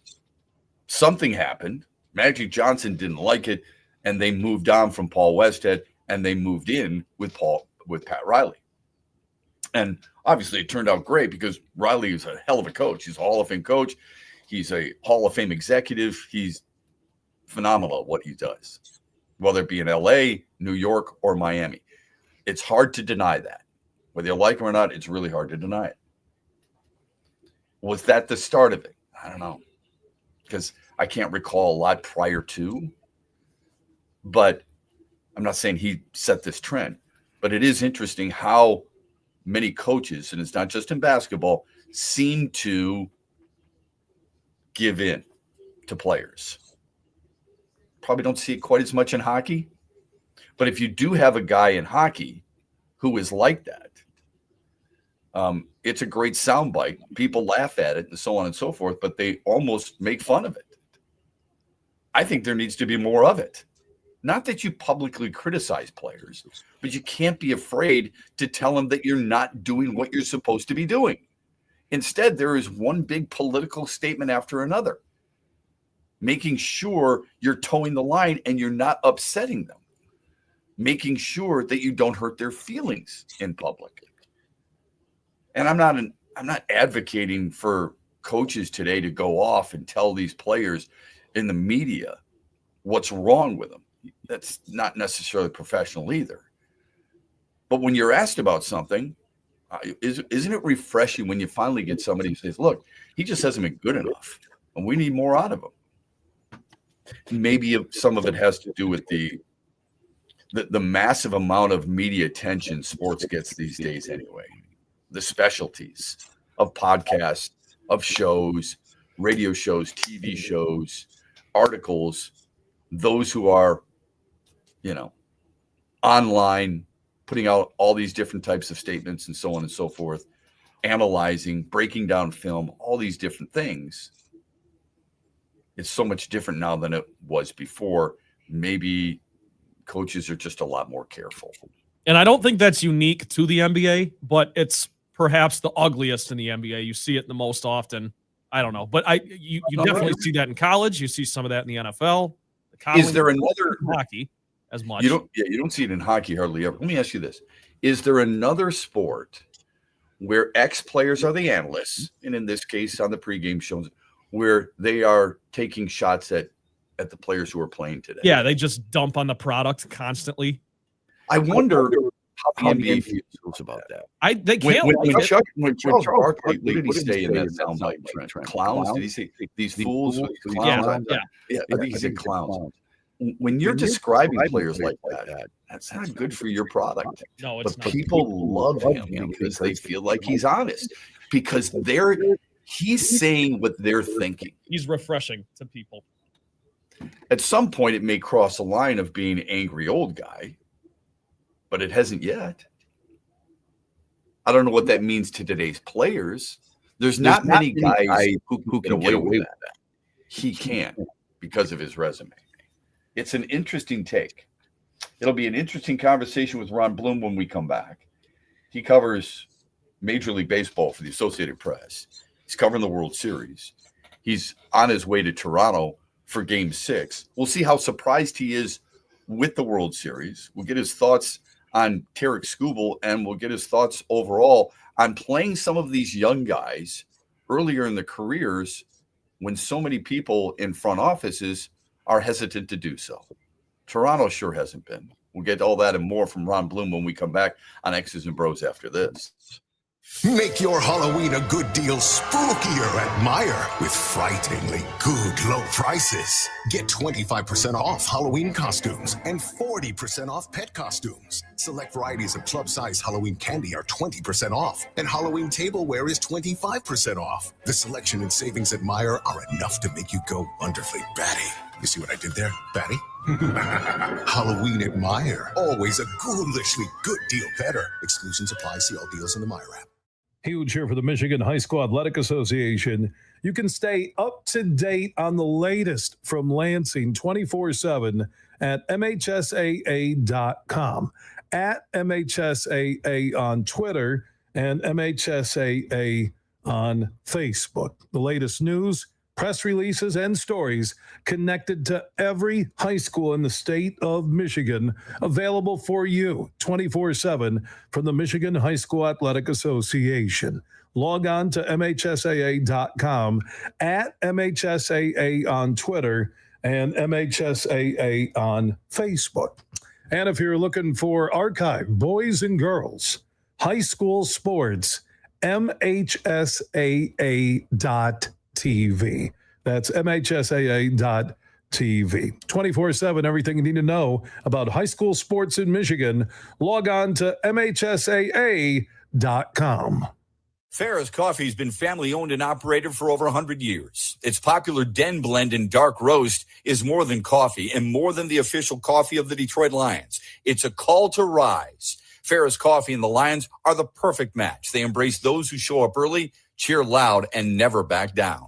Den Blend is perfectly roasted in Grand Rapids and provides the ultimate fuel for fans who wake up and roar. Whether you're tailgating at the game or cheering from your couch, Den Blend is your go-to coffee for your game day ritual. Make sure you listen weekly to our Moving Ferris Forward interviews with Ferris President Bill Pink and other leaders who are moving Ferris forward. Find out more about Big Rapids and Ferris and what they have to offer at ferris.edu. For the best morning sports talk across the great state of Michigan, you are listening to X's and Bros with Matt Shepard. Huge here with a message to all of you Lions fans. My good friend Josh Garvey, who runs Dorn Mayhew's Grand Rapids office, will join me every Thursday with former Lion Lomas Brown, and we'll go inside the Lions each and every week all the way through the Super Bowl. Dorn Mayhew is proud to partner with the Huge Show, and we're proud to have a guy like Josh Garvey join us in studio every week. If you have a Lions question or comment, you can drop them at Huge Show on Twitter, The Huge Show on Facebook. Dorn Mayhew, proud to be a part of the West Michigan community and across the entire state with their corporate worldwide headquarters in Troy, Michigan. So make plans every Thursday, 5 p.m. It's Josh Garvey, who is a managing shareholder at Dorn Mayhew's GR office, with Lomas Brown on the Huge Show going inside the Lions every Thursday at 5 p.m.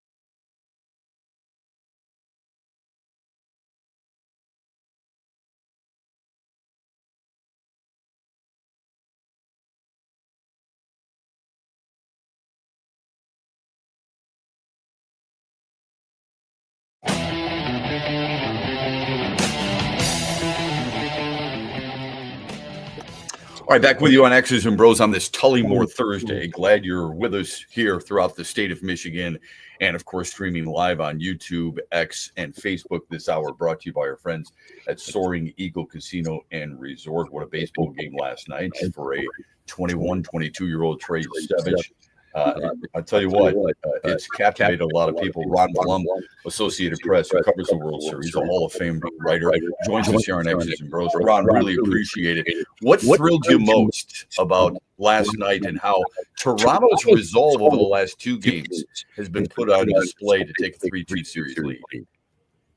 Well, the way Yusevich was pitching was just exciting, mixing three pitches, and his splitter especially darting at the bottom of the zone, and the Dodgers just couldn't do anything with him all night.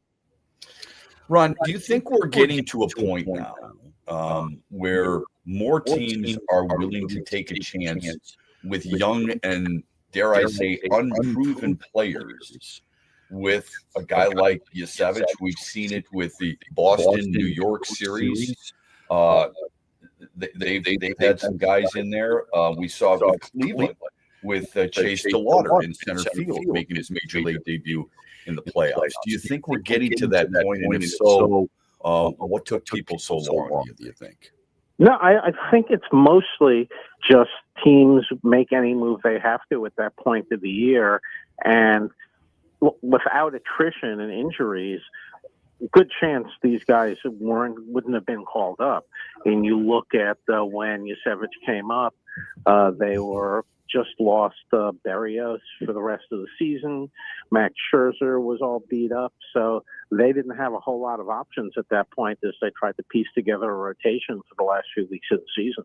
Yeah, still a guy who started his season in low A.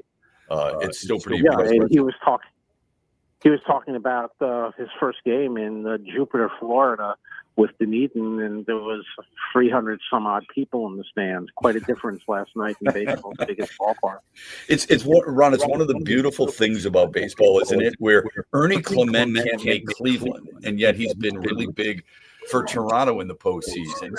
Addison Barger, not many people knew about, and look at how good he's been, aggressive on the base paths, defensively, and some key hits.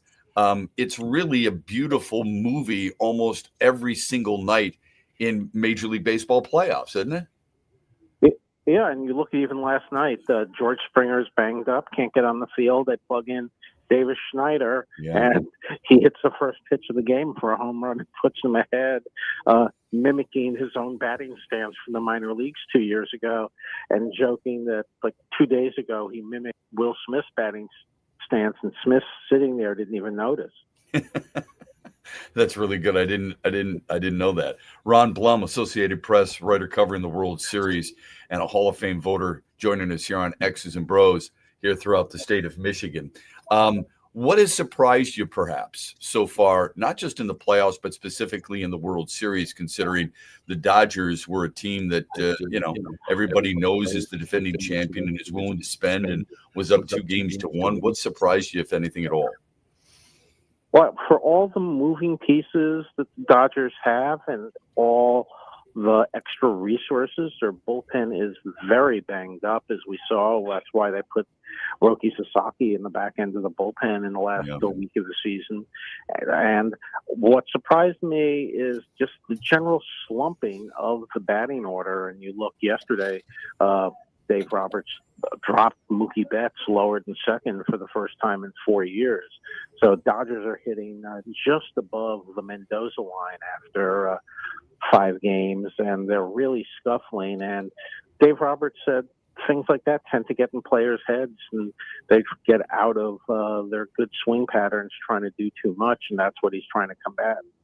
Yeah, it's interesting. In that Dodgers lineup last night, save Alex Call in left field, nobody in that really expensive lineup was hitting a whole lot better than 265, I think. So you're looking at Ohtani, for as great as he is, and as great as he's given us some highlights, he's batting just 250. Mookie Betts, 234. Freddie Freeman, 237. What's it tell us? But if you look at Ohtani, a lot of that is in the wild card series and the division series. He was below 200, so he has been really hot in the World Series up until last night. But look at the numbers. He has twice the OPS of everyone on the team else in the batting order combined. Vladimir Guerrero Jr. Another home run last night, setting a Blue Jays franchise record for postseason homers, more homers than strikeouts. Has he come into his own, or did you think that he's already been in that space and we're just starting to take notice? All season long, he's been in that space. If you watched him, the times I've seen him during the year, he's just been tremendous, not just the plate, also defensively. He's been outstanding, and that's one of the reasons the Blue Jays were willing to make the long-term commitment. But he is every bit as good as his potential.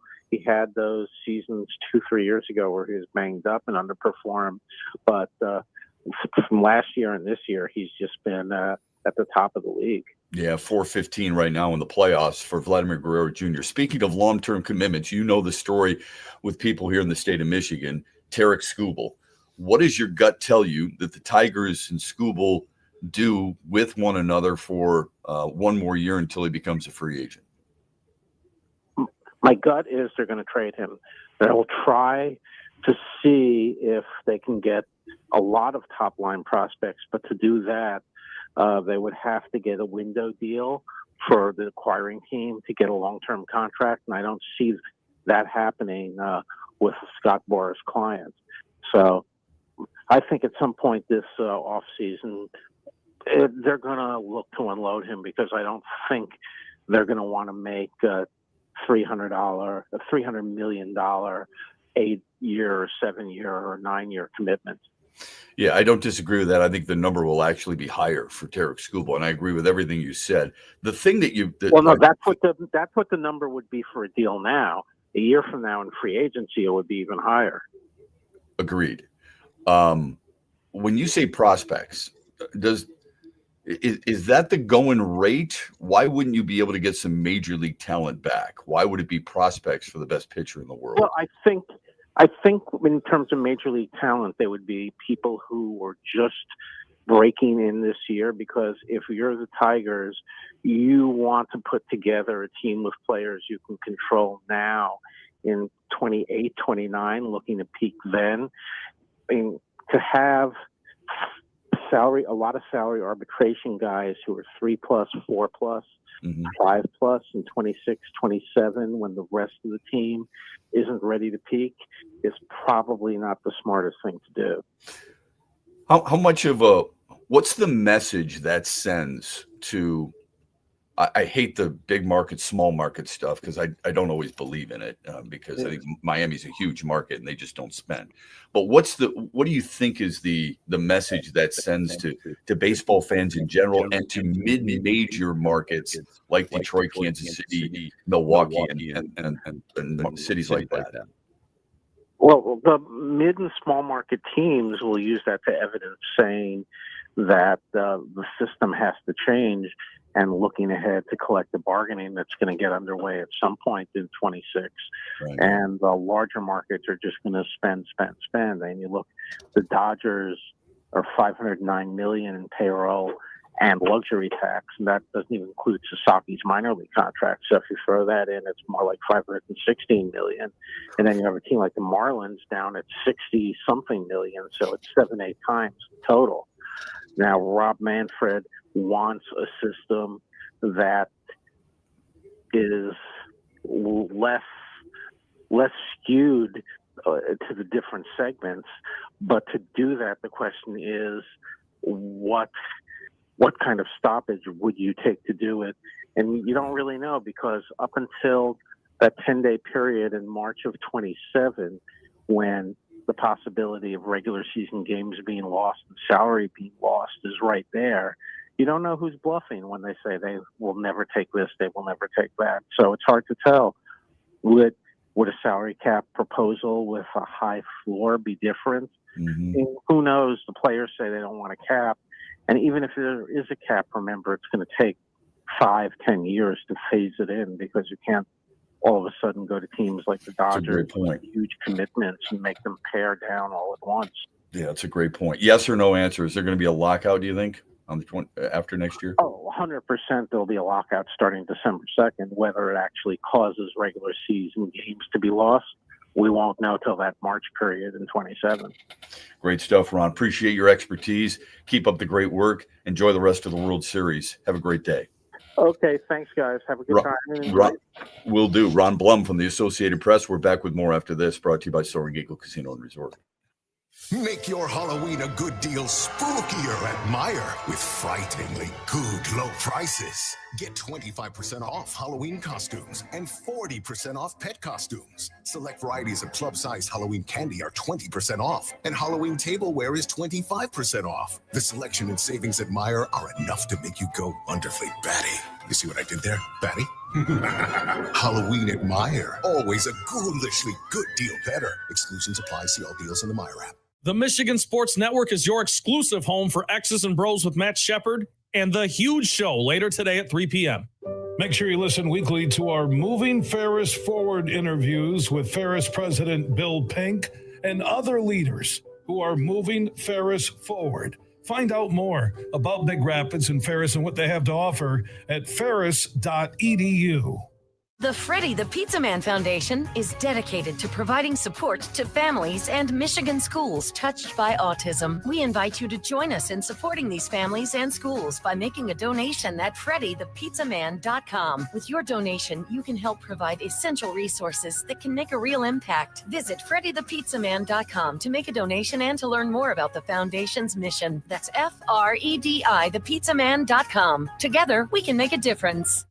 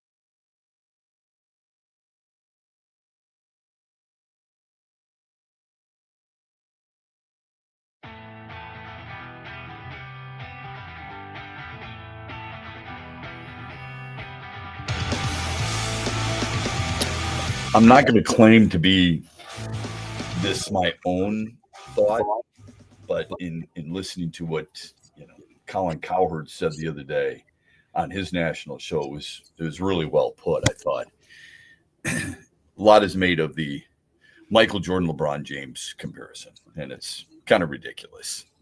If you look at their first 11 seasons with their respective teams, folks, it's not even close. It's not even close.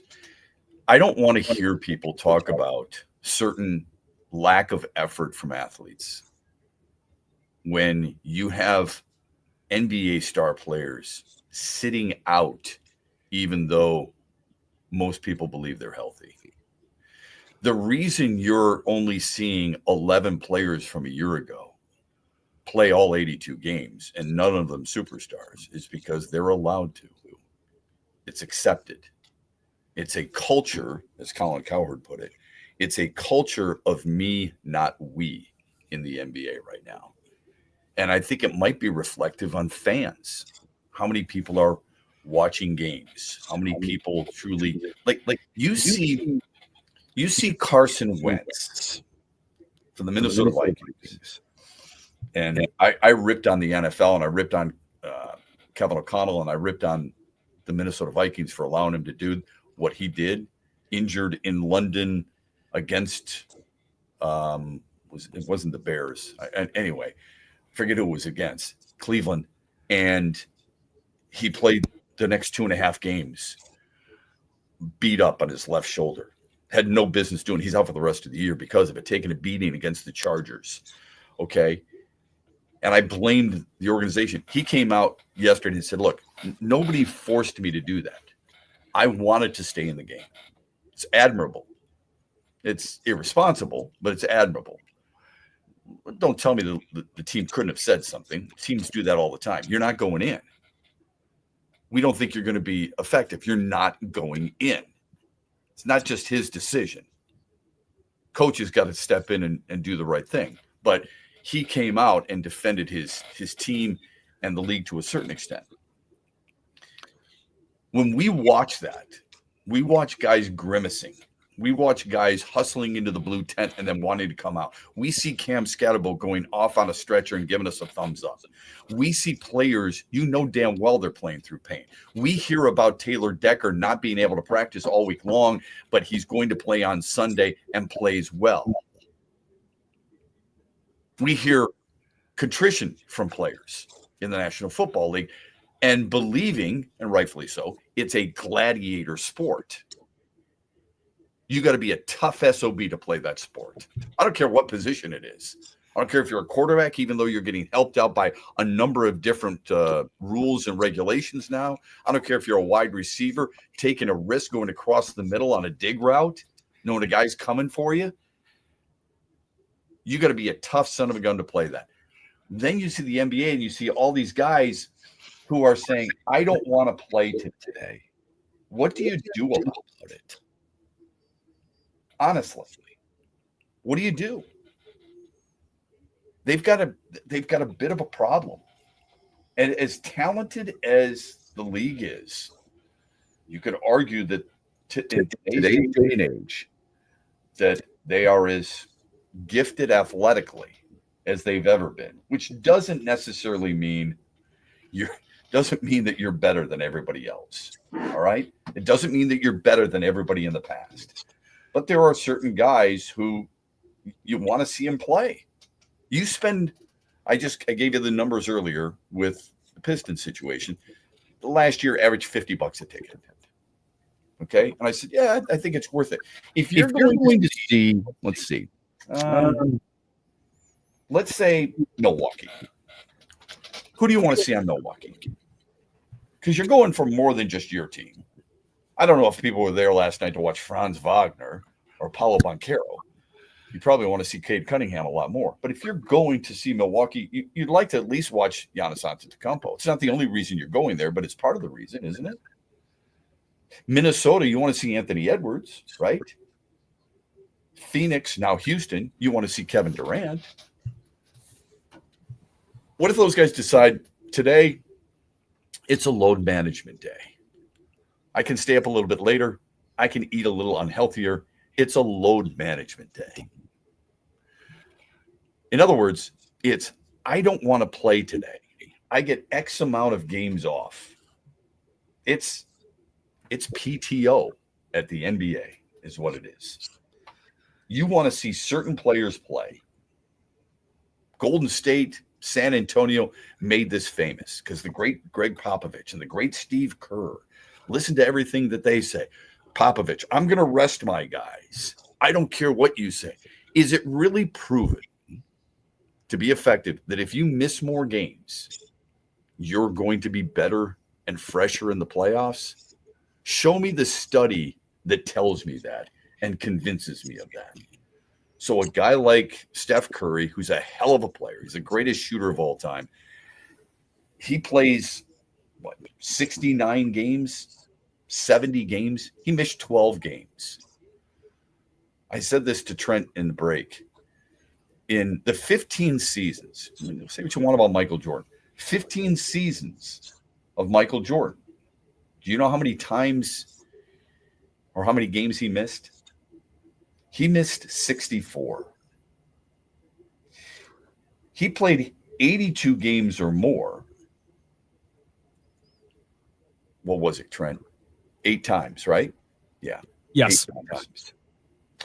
Do you know how many times, again, sometimes it's unfair, but this is what happens. Do you know how many times that load management has crept in for LeBron James? You know how many times he's played 82 games in a season? I remember he did in 2018 because he should have won MVP that year. Once. But is that it? Once. That's the one time? Wow. One time. He's played a lot because he's played in international competition. Michael Jordan did too, but not as many as LeBron James did.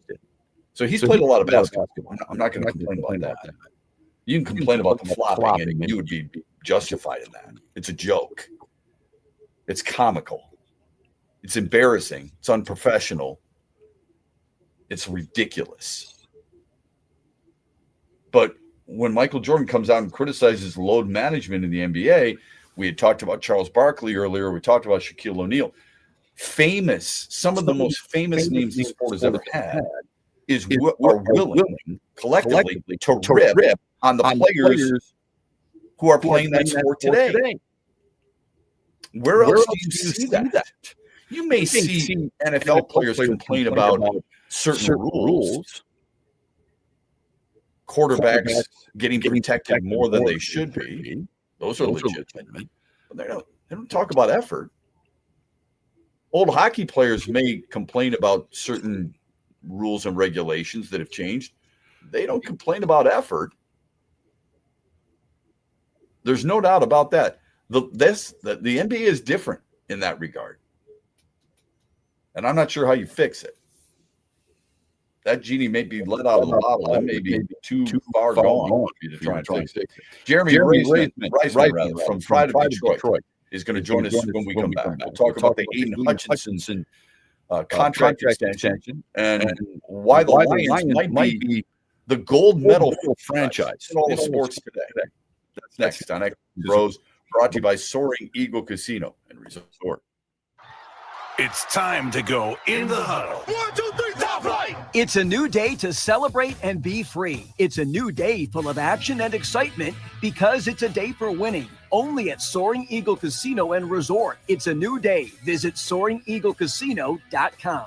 This is Ed Kingerski. Michigan took home a pair of Big Ten honors after its win over MSU.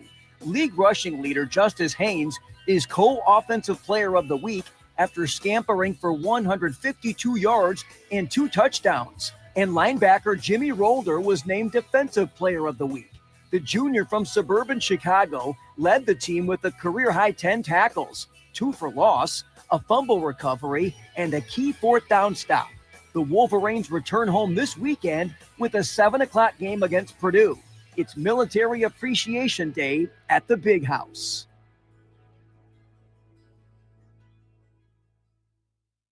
Make your Halloween a good deal spookier at Meijer with frighteningly good low prices. Get 25% off Halloween costumes and 40% off pet costumes. Select varieties of club-sized Halloween candy are 20% off, and Halloween tableware is 25% off. The selection and savings at Meijer are enough to make you go wonderfully batty. You see what I did there, batty? Halloween at Meijer. Always a ghoulishly good deal better. Exclusions apply. See all deals in the Meijer app. What's up, Michigan? You're listening to my good friend Shep. The Huge Show is coming up later today at 3, right here on the Michigan Sports Network. You're listening to X's and Bros with Matt Shepard on the Michigan Sports Network. And if you missed any of today's show, be sure to check out our podcast on Spotify, Apple Podcasts, or anywhere you find your podcasts to find the greatest hits from every day's show. Huge here for the Michigan High School Athletic Association. You can stay up to date on the latest from Lansing 24/7 at MHSAA.com, at MHSAA on Twitter, and MHSAA on Facebook. The latest news, press releases, and stories connected to every high school in the state of Michigan, available for you 24/7 from the Michigan High School Athletic Association. Log on to MHSAA.com, at MHSAA on Twitter, and MHSAA on Facebook. And if you're looking for archive, boys and girls, high school sports, MHSAA.TV. That's MHSAA.TV. 24/7, everything you need to know about high school sports in Michigan. Log on to MHSAA.com.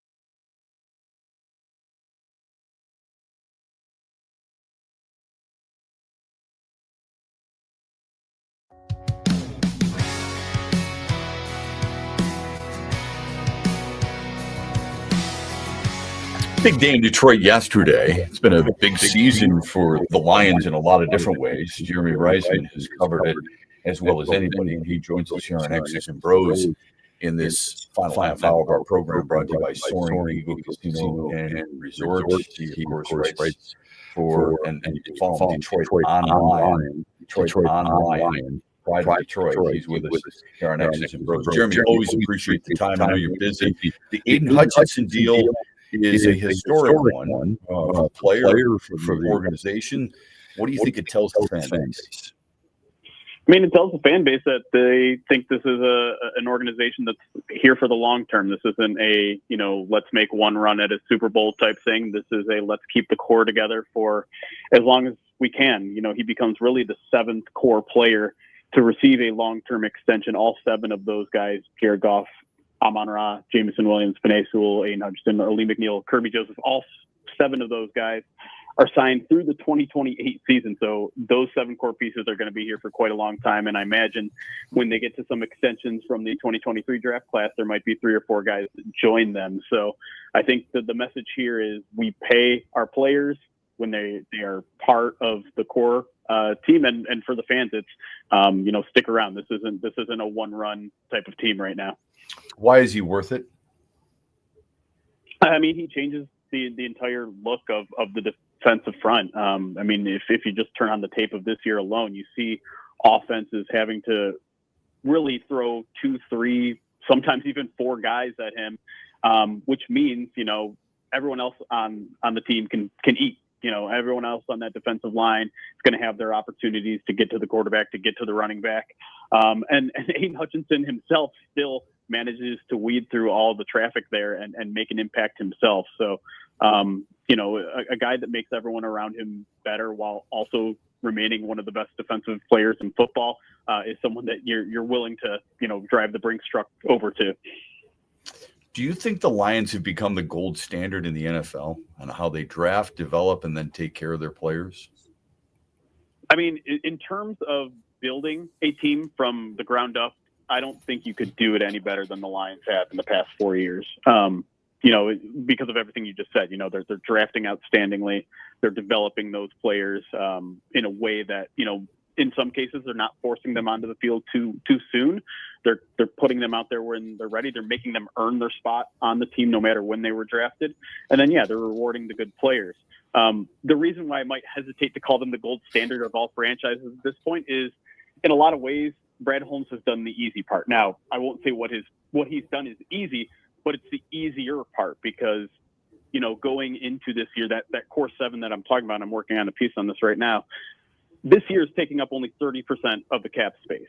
Right. Next year that jumps to 62%. Now they're going to do some cap gymnastics to get that number down, but now Brad Holmes's challenge is, okay, we have these expensive core players. How do we adjust the other 30 to 40 players on the roster in a way that still gives us depth, that still gives us talent beyond these core players? And that's the real challenge. And there are a lot of teams that they're doing it, that have been doing that for years. Those are kind of those, dynasty type teams. The Lions obviously aren't there yet, but in terms of building a team from the ground up, I would say, this is the gold standard of doing that. Yes. Jeremy Reisman, Pride of Detroit, joining us here on X's and Bros. Follow him on Twitter at Detroit on Lion, here with us, Soaring Eagle Casino and Resort, bringing you this hour of X's and Bros. Pressure is self-induced. Do you think this adds to the pressure for this season specifically about winning a Super Bowl? I mean, a little bit, right? Yeah. I mean, like I said, this is kind of the quote unquote easiest they'll have it in terms of just roster management. It looks like a pretty tough year in the NFC in general. There are a lot of really good contenders, whether it's the Packers, the Rams, the Seahawks, the Eagles, obviously. All those teams I think are good enough to potentially win a championship this year. But again, when you have those core 7 players around for as long as you plan on it, you're also always kind of going to have a chance. And so, I don't think Brad Holmes or anyone in that building is thinking about this as their last and best chance necessarily. But, they certainly are in a really, really good spot. The injuries haven't hit them particularly hard this year. And so it does feel like this is a good year to make that run, or at least, get further than this team has ever gotten before. It's tough to win a championship. It's especially in the NFL where it's single game elimination. You have one bad day, one bad half, and that might be the end of your entire season. So I don't think I don't think they're taking an all or nothing approach necessarily. But yeah, I would say there's definitely at least a little bit of extra pressure this year just because of how tough it's going to be moving forward with the salary cap management. Jeremy, how surprised were you with the timing of this announcement? I mean, a little bit. It didn't surprise me that he was kind of the last of the extensions that we expected this year to finish. But Brad has kind of done them whenever he sees fit. We saw a bunch of them done before the draft a couple of years ago. Aleem McNeil's deal got done in the middle of the season. So I think you've kind of just learned to expect the unexpected with Brad Holmes because he just gets the deal done whenever it gets done. There seems, and I think maybe that speaks to some of the strength of this front office is they don't operate in a desperate manner. They don't say, well, we need to get this done before the season. Otherwise, we're just going to wait and hang this player out to dry until next off season. They go about their work and when it's done, it's done. And so while it might be a little unconventional when we mostly see these extensions done in the off season, Brad has proven that he doesn't care about doing them in the middle of the season and just wants to get it done when all the parties seems to have been happy. Great answer. Fans' reaction. I'm a little surprised by it. It's almost been underwhelming. And I'm surprised by that because they're finally doing the right thing, Jeremy. This organization is doing what they're supposed to do. You said it's the easy part. I think the hard part is identifying the talent, being right on the talent, and then rewarding the talent enough where that talent wants to stay here. They believe in what this organization is doing. How surprised have you been in the fans' reaction that has been almost like a shoulder shrug saying, yeah, we expected this. I'm more concerned about what they're going to do next Tuesday by the trade deadline. Yeah, it's kind of an interesting. Yeah, I hadn't really thought about it that way. I think at least my kind of reaction was like a little bit of a sigh of relief. Like, okay, this isn't something that's going to linger on. This is something that's now done. But I think part of that blasé attitude is maybe just they have so much faith in this front office that they were like, yeah, we knew this was going to get done.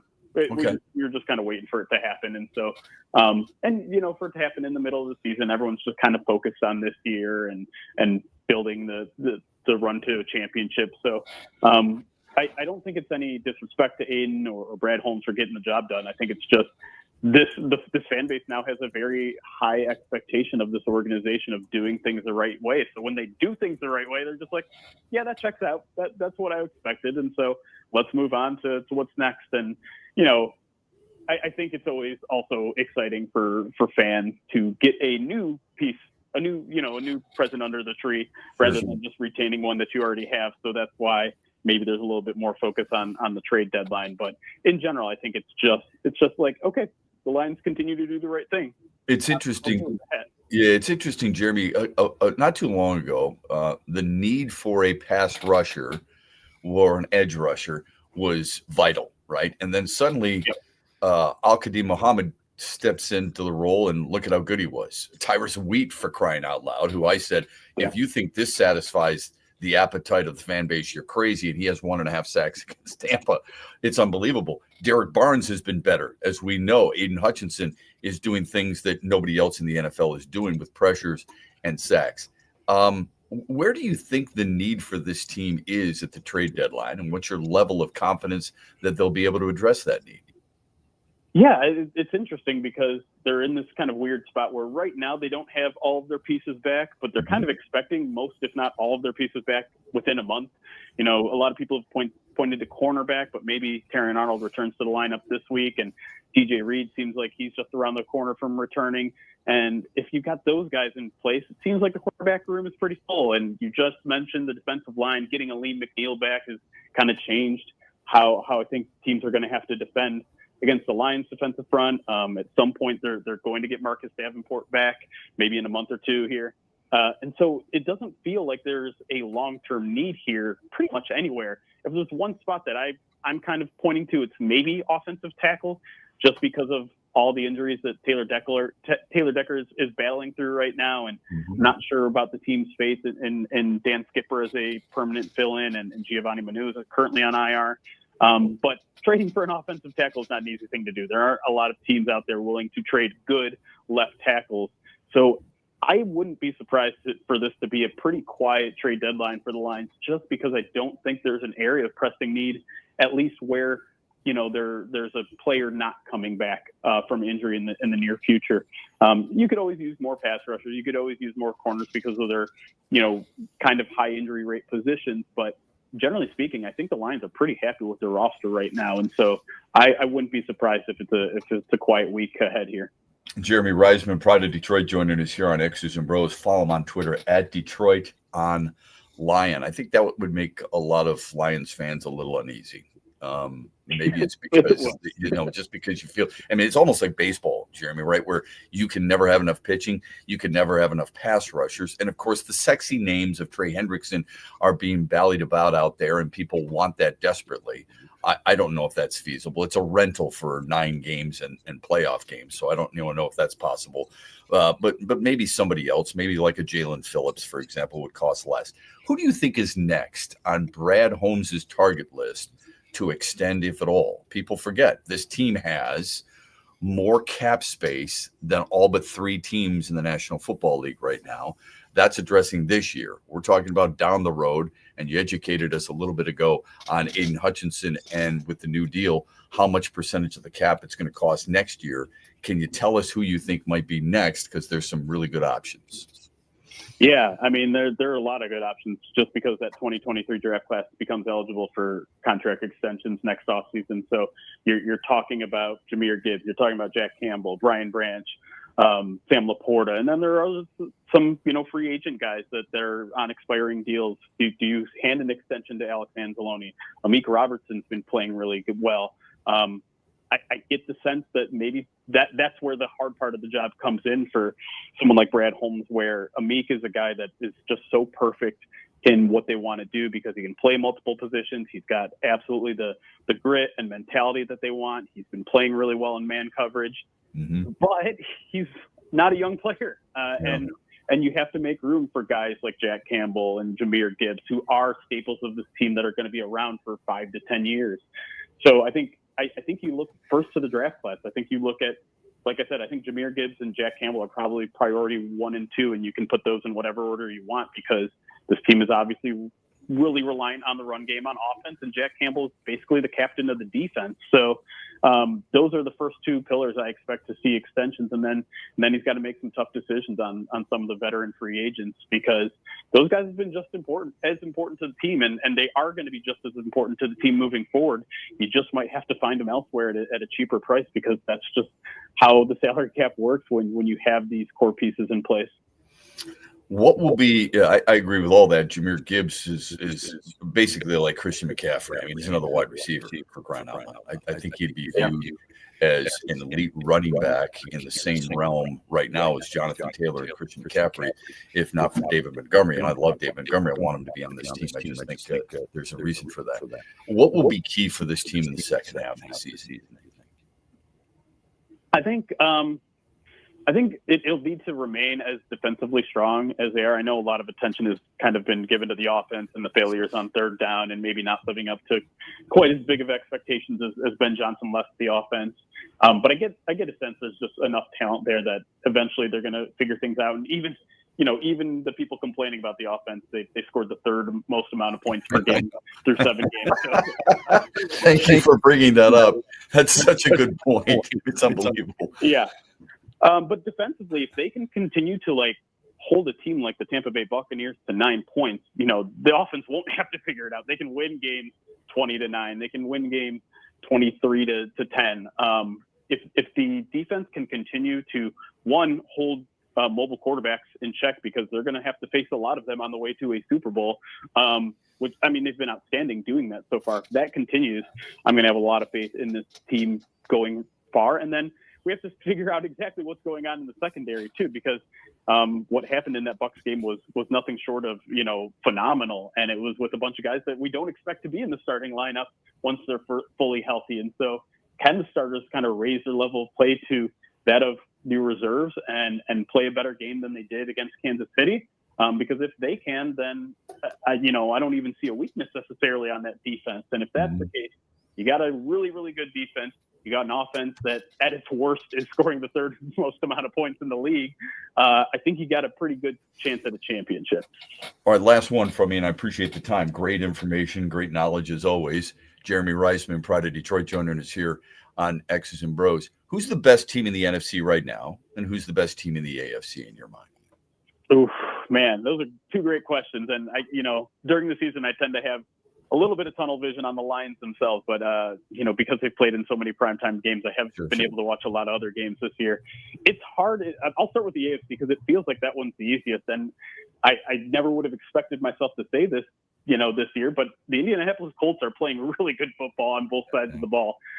Much like the Lions, they're built through their offensive line, and it's made that offense hum in a way that, they're clearly the best offense in football. And then defensively, they have a lot of young talent there. So, I think the Chiefs are coming and they're going to put up a good challenge there for the best team in the AFC. But I think you have to give it to the Colts right now. And then when you talk about the NFC, obviously the Lions are very much in that conversation. I think Seattle is also playing really good ball right now. They've got a really young defense, and for whatever reason, the trade of at quarterback, Sam Darnold, proved to be way more fruitful than I expected. I thought that was a bad move, and I was very, very wrong. And then I think you have to you always have to include the former champs. You have to include the Eagles, and they're starting to figure some things out offensively. But I also think the Rams are right there. I agree. They're really good in the trenches, particularly on defense. So, I guess I'll answer your question and give you one. And I think Seattle's actually playing the best football right now, and I think the Lions are probably a very close second. But all four of those teams, to me, are very much in the conversation. Even though the Packers are actually the team that's first in the conference, I think they've been playing maybe the least inspiring ball of the top 4 or 5 teams in the conference. Love all that, man. Great stuff. And we can always change our minds. But as of right now, and it's funny how nobody's mentioned the Buffalo Bills when early on it was all about Buffalo and being a 4-0 start and Josh Allen being the MVP. It's amazing how quickly things can change in the NFL. You give us great perspective. Jeremy, thanks for the time, man. Have a great weekend and keep up the great work. We appreciate all your knowledge. Appreciate you, Shep. All right, you got it. Jeremy Reisman, the Pride of Detroit. Follow him on Twitter at Detroit Online. Boy, with great stuff. We covered a lot of different things in that interview, and it'll be out on our podcast a little bit later on. Trent does a great job of pushing that out on our social media channels. We thank you for joining us here on a very busy Tullymore Thursday, brought to you by Soaring Eagle Casino and Resort. Don't forget the Bill Simonson Show, the huge show later on today, 3 o'clock. We'll talk to you tomorrow morning at 6. Have a great day, everybody. Mitch Lyons here, founder of Mitch Lyons Wealth, where we create your best game plan to protect, grow, and win retirement. I'm here with Tiger legend